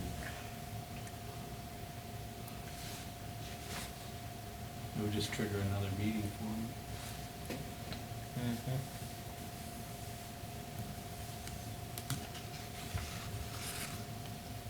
On the other hand, so when they talk about 100,000 square feet in gross floor area, that's all floors combined? Is that what that is? Gross floor area. 100,000 square feet or more in gross floor area. I mean, I guess what I'm looking at is specifically the mixed-use development. Is that the footprint, or is that the all floors combined of the facility, or of the building? Sounds like gross floor area would be all floors combined. Yeah, I would think yeah, so. it's the area, yeah. I mean, I'm assuming that jives with what we have, the requirements we've set forth for mixed use in the previous conversation we had, but I don't have that in front of me either. Well, I would be interested to know how common these things are. Does Mount Pleasant have this in their ordinance? You know, because it does seem like a significant thing we would be asking applicants to do. But there could, and we get some things come before us and people will say, oh, there's gonna be more traffic, and we usually just kind of scratch our heads and say, And I- don't yeah, have data, yeah. so. But do we want them to jump through this hoop? I mean, this is Prob- quite a It is. study. Yeah, I know. That's why I'm saying we probably want to have some thought to it. I'm not sure if a transportation impact study is the same as a traffic study, but I know in our reviews it's come up before with, well, have you done a traffic study, you know, and sometimes they've said yes, and they've, you know, they'll show us. And then other times they've said, yeah, you know, it's okay. Well, I mean, it sounds like even if we have just the single caveat of saying that we can require one if we want to, would be a step ahead of where we are now, right? So you're saying if you took out the 3 automatic and just left in, you know, we reserve the I mean, right to. yeah, I mean, that would be kind of enhancing what we can already do right now, and although I don't know if that creates problems for us, because then it's purely subjective in terms of Yeah. what we want to do and not want to do. So, do you recall seeing a TIS for like McDonald's down here and that drive-through? Well, they showed a traffic pattern. I don't know if that, but yeah, I'm not sure what exactly a Don't remember transportation seeing. impact study, what that really includes. Well, they're talking, you know, there's a lot of detail in here. They talk about traffic counts, they talk about 3 to 5 years, I mean, Yeah. projections, so. Yeah. I don't recall ever seeing anything like this in any of the plans that I can remember reviewing. No, not to this extent.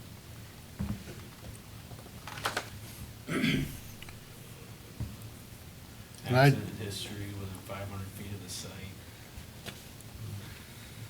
Just like this bank that was gonna put a drive-through. Would we want them to go through this at a minimum? Yeah, I agree, maybe taking the 3 requirements out and say, planning commission may. Just reserves the right to. Yeah. Mm-hmm.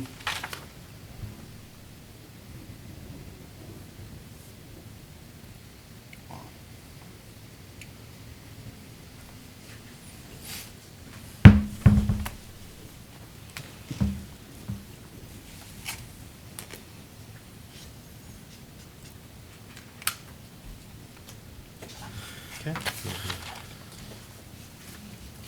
So then you said F, right, standards for site plan approval? Yep. If possible, I would just share with Chris that that's what we're talking about, taking those 3 out, and ask him if, are we creating headaches that we're not aware of by removing those criteria and just keeping at our discretion in there? But yeah, and at the same time, it's like it does, you know, if you want to add a drive-through to your business, do we want to automatically make somebody go through all this?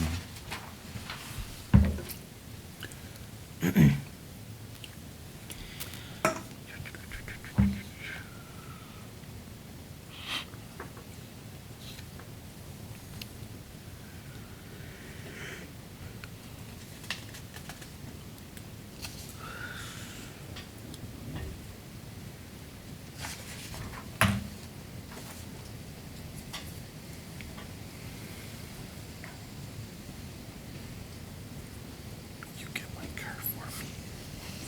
Go get your umbrella. Right.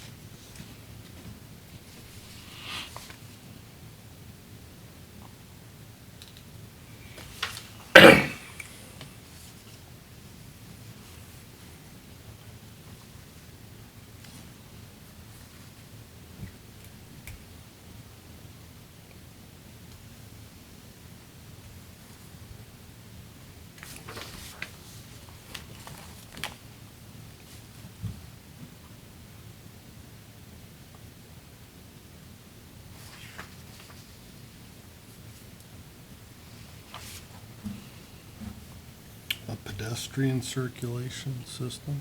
Yep, each site plan shall provide a pedestrian circulation system that is insulated as completely as is reasonably possible from the vehicular circulation system.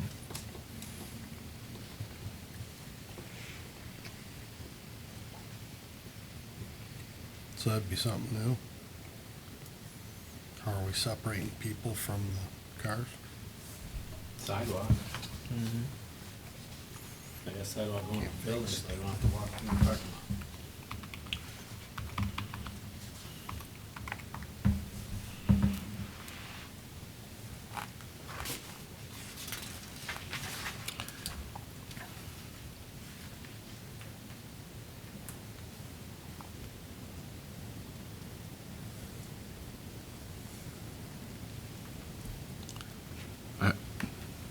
I'm being picky here and petty, but I've seen a few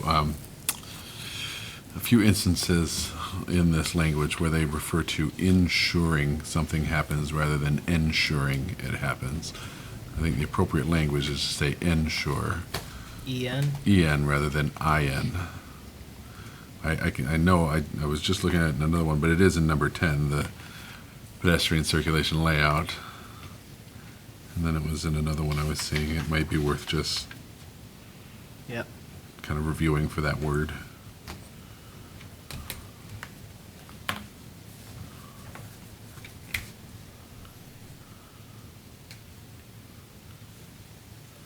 Yeah, it's in 11 as well. We'll just have to do Kind a of a word global check, yeah. search on that.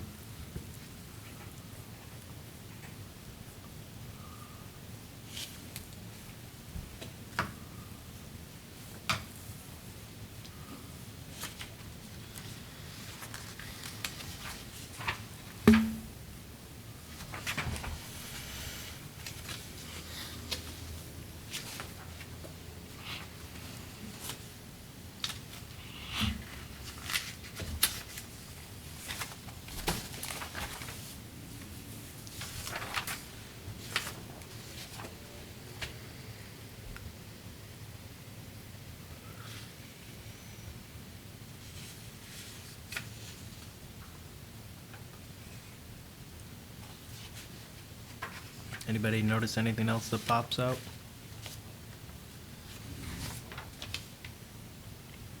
A lot of God and motherhood. I mean, the only thing that I would note, and you guys don't have to go in length and decide right now, but the 19, it kind of alludes to it, coordination with adjacent sites, site features including circulation, parking, building orientation, landscaping, lighting, utilities, common facilities, open space shall be coordinated with adjacent properties. The idea of, this cross-access with, if we want that required, or, if it's required, do we want it required in all districts? Do we want it just in certain areas specifically? Like the master plan calls out the bluegrass, area. Do we want to have projects there that cross-access is required? And that site plans need to make note, whether you're the first, because it was this situation, if you're the first property, Yep. you have to make note that this is where we will extend to the next property. Yeah. But yeah, but basically just, spelling out somewhere, and I'll use the bluegrass area as an example, that, let developers know if you're gonna develop this site, you're gonna have to require cross-access. You're not gonna be able to develop this parcel and block it off from all the other neighboring parcels. I think that'd be worthwhile.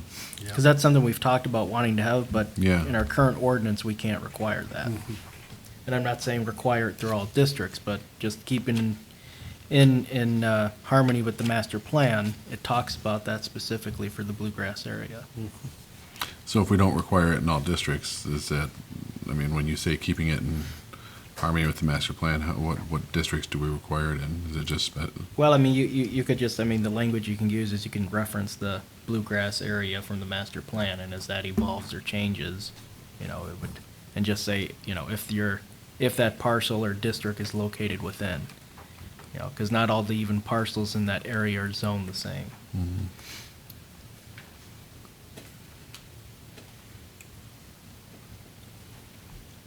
I just wanted to bring that up. Moving on to special land use review, you know, I don't notice anything drastically different than what we have. We hold a public hearing required. Planning commission, final action, they make a recommendation. They can place conditions. Goes to the township board, action required. Approval with conditions if they want. It does spell out a little bit more, so if anybody has questions, you know, where it's come up, well, can we place this condition? You know, with the township board, I, you know, 1, 2, 3, you know, such as number 2, conditions shall be related to the valid exercise of the police power and purposes which are affected by the proposed use of activity. You know. In number 8, I think this is new, the expiration of special land use.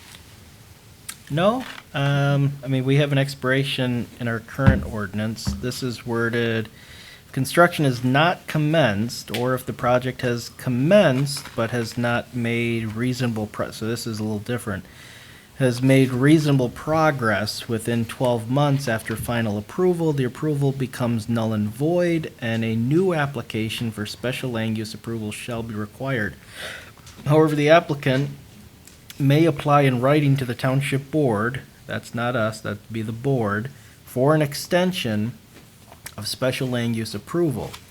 The township may grant one or more extensions up to 12 months upon request from the applicant prior to expiration of the previous zoning approval, and provided that it finds that the approval special land use plan conforms to current zoning ordinance standards. Prior to granting an extension of approval, the township board may seek a recommendation from the planning commission. So this is a little different. It takes it out of our hands and puts the burden on the township board, which actually the township board is the one that approves the special use. We just make recommendations. So, you know, there's some consistency in thinking. It seems like it also, I thought under our current ordinance, we had to take action to make it null and void. Yep. This automatically makes it. Yep.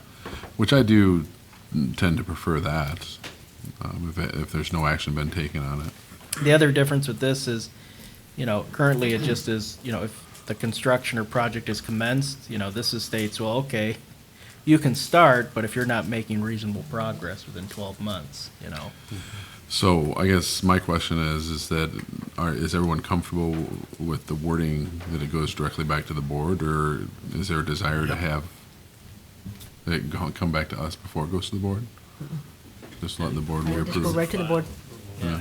I you know, and I could just see the board probably exerting that ability to seek our recommendations more often than not, just so that they have that extra layer of, well, yeah, we ran it by our township commission, and, you know, they agree.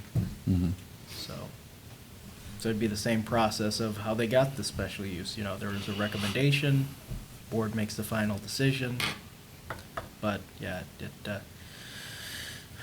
so that, yeah, you're right, that's different.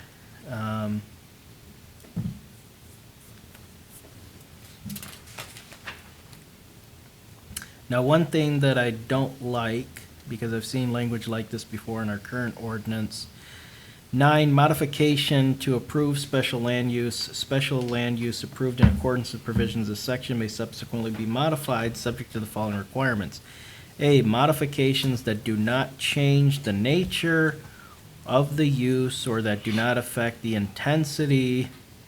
That's kind of hard to gauge when you're talking about modifications that do not change the nature or intensity. Well, I guess we can always require the traffic impact study at that point if we want to. I mean, it goes on to then, yeah, spell out, you know, increase of vehicular pedestrian traffic, you know, be more specific, but Well, what is your preference to just have any change require approval, or what? Well, be more specific and stay away from vague of the nature and intensity. Okay. So you'll ask him if he has any other. Concrete list more- of, yeah. Yeah, Like increased traffic, Yeah. like a daycare going from whatever the first boundary is to the next boundary. Yeah, no, and because that's the thing of, I could say, well, that's increasing the intensity of the use, and then someone Yeah. could say, I don't see where it's a big Right. intensity. well, of course, he goes on to say those things. He says that the way you measure it is increase of vehicular or pedestrian traffic, demand for public services, total floor area occupied by the use increasing, those sorts of things. So I guess he does give us a, board shall consider the extent of increase, yeah. Well, and then the flip side too is that although I don't know, I mean, I guess our other option is go straight to B and say, I mean, I guess we could just require a new review, following the same procedures that are already listed, rather than trying to determine anecdotally rather than quantitatively whether or not there is a change in intensity of use. I mean, to me, the way I'd like to just go is if there's a modification that increases and just list it off, traffic, public services needed, total square foot area occupied, parking, if any of these are increased or changed, that is a modification that would trigger a new application. Maybe it's just me, I just don't like, there's, in our current zoning ordinance, there's for the zoning board of appeals, when they're, trying to rule on, non-conforming uses, it uses the terms, intensity and, nature of, and it just gets cumbersome when you're trying to make a decision. My only point is that I would like to, in as much as is possible, try to make it, if we're talking about modifying and talking about the intensity of use, in as much as it can be quantified rather than qualified, because, well, how can, we can say subjectively that we think it'll increase traffic, but that's a subjective assessment on our part. Now, the extension of total floor area or something to that effect is quantifiable. We can say that that's an increased use. Parking spots is increase. Off-site impacts from noise, fumes, and drainage may be difficult to quantify as well.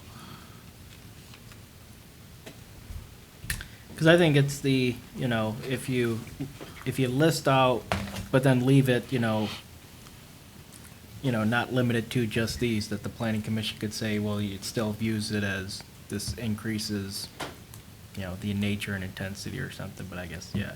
It's just something with me, I don't like to use those words a lot, because it becomes so subjective.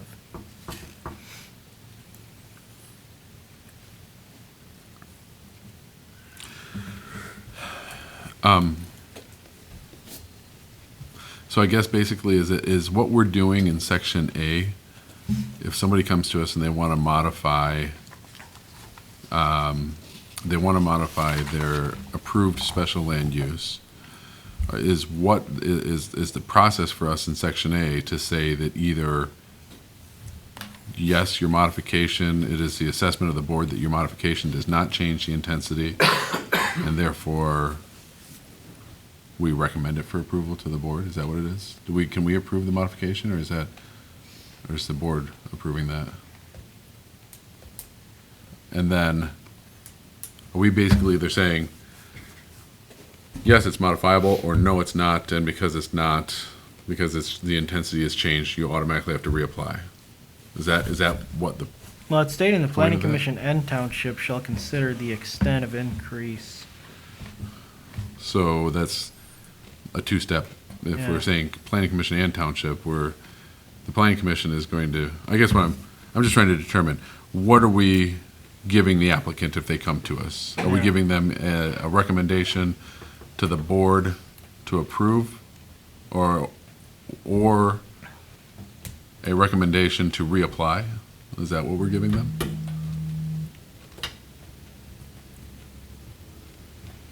Yes. Yeah, no, if they're gonna, yeah, it'd be a new application, they'd be amending, in essence, if they're modifying their original, approval. It just feels like maybe we should state that in something, in a way that's a little bit more direct, that the planning commission will provide a recommendation to the board of one of two recommendations, a recommendation to approve the modification, or a recommendation to require reapplication for the special use. Or are they getting that from making a visit to Pete? Well, yeah, I mean, That's how it works today. Or would work today if we had something to do with intensity or change in use.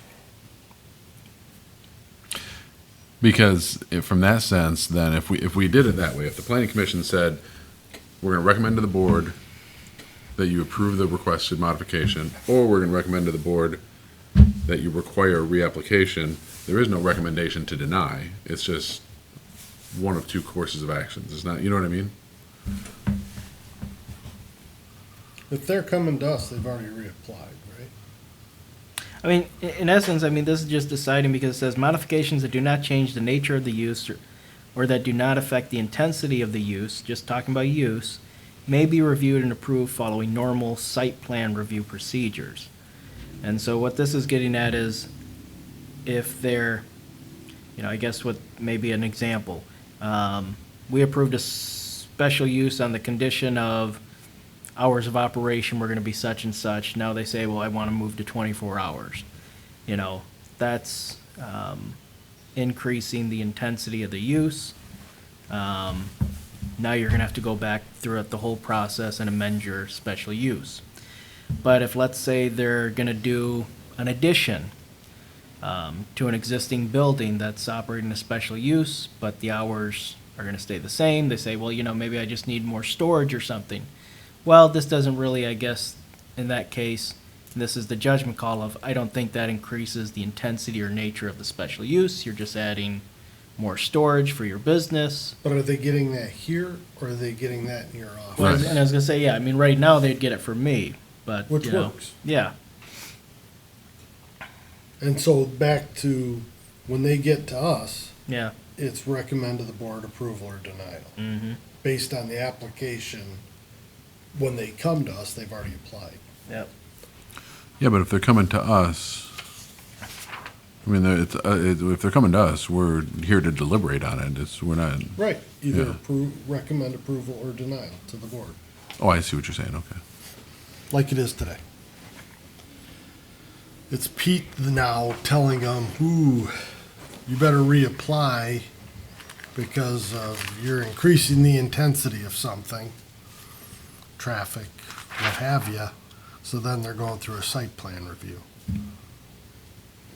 So I guess if that's the procedure, then, Peter, then I would say that if you have concerns about the list that's given here, in terms of what quantifies as intensity of use, then maybe it would be worth asking Chris for your benefit, if there's a better way to articulate that. Quantitatively, if possible. Something measurable. Okay. So then that just, after that, special land use violation, performance guarantee.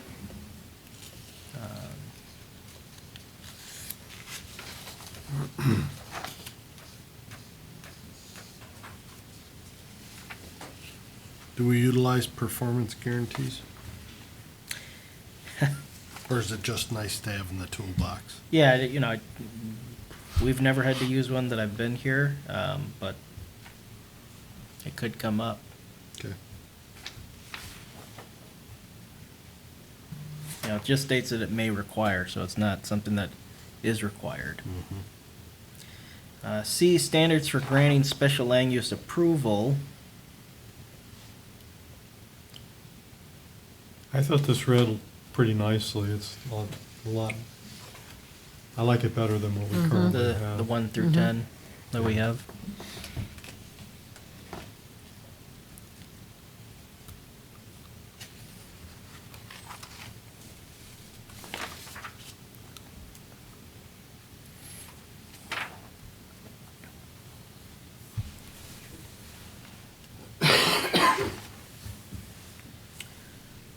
section 14.4, unless we, Can I be the either the bad guy or the good guy here and suggest that we've been at this for 2 hours and I've been at work since 8 o'clock this morning, so we might consider breaking at a particular section. I mean, yeah, we could just stop here at 14.4 and finish this another time. I mean, we still have 15, but just, note 15's one page. So section 15 is not going to be a long review. And so if we leave off at 14.4, we just actually have a few more because it ends at 14.8, which is records, which is just one sentence. Township keep accurate records of all decisions. So we don't have a lot to still review. Do you guys want to finish this up at either, the November, December regular meeting, or do you want to just kind of send in, just look at it yourself and then send in any comments you might have for me that you want me to pass along to Chris? Well, do we get into problems with that with regard to open meeting?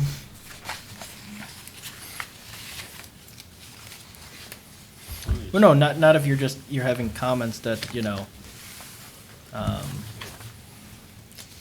That'll be reviewed in Questions, the yeah. meeting. Okay. Well, people, yeah, people mean, can with certainly this- always. Yeah, with it's just that 14, it shouldn't take that long. yeah. And 15, like you said, is one page, so just, Yeah, I mean, I can have it on, I can, keep it on November, December, and if we got time, we can just, knock it out. It's probably too early to tell what our agenda for November is looking like. Yeah, I mean, I'm expecting, there's been some projects that haven't been able to make it on, for example, today's meeting, that I'm expecting we're gonna see in November, December, January, so we could start to have some busy meetings. But, like I said, this isn't a lot to finish, Yeah. and so, Okay, well, we have been at it a while, so. Final items, extended public comment. If there's anyone in the audience who wants to address the planning commission on any item, whether it was on tonight's agenda or not, they can give us their name and address for the minutes and limit your comments to 5 minutes. Extended public comment open at 9:12. Seeing none, we'll go ahead and close that back up. Final board comment, any comments from board members?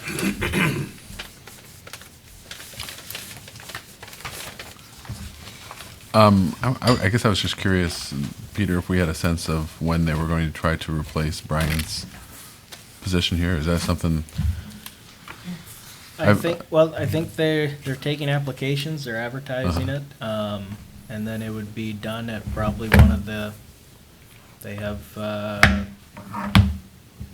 probably 4 meetings left in the year, I think, so. There's probably an expectation they'd want to have it done before the end of the year. Okay.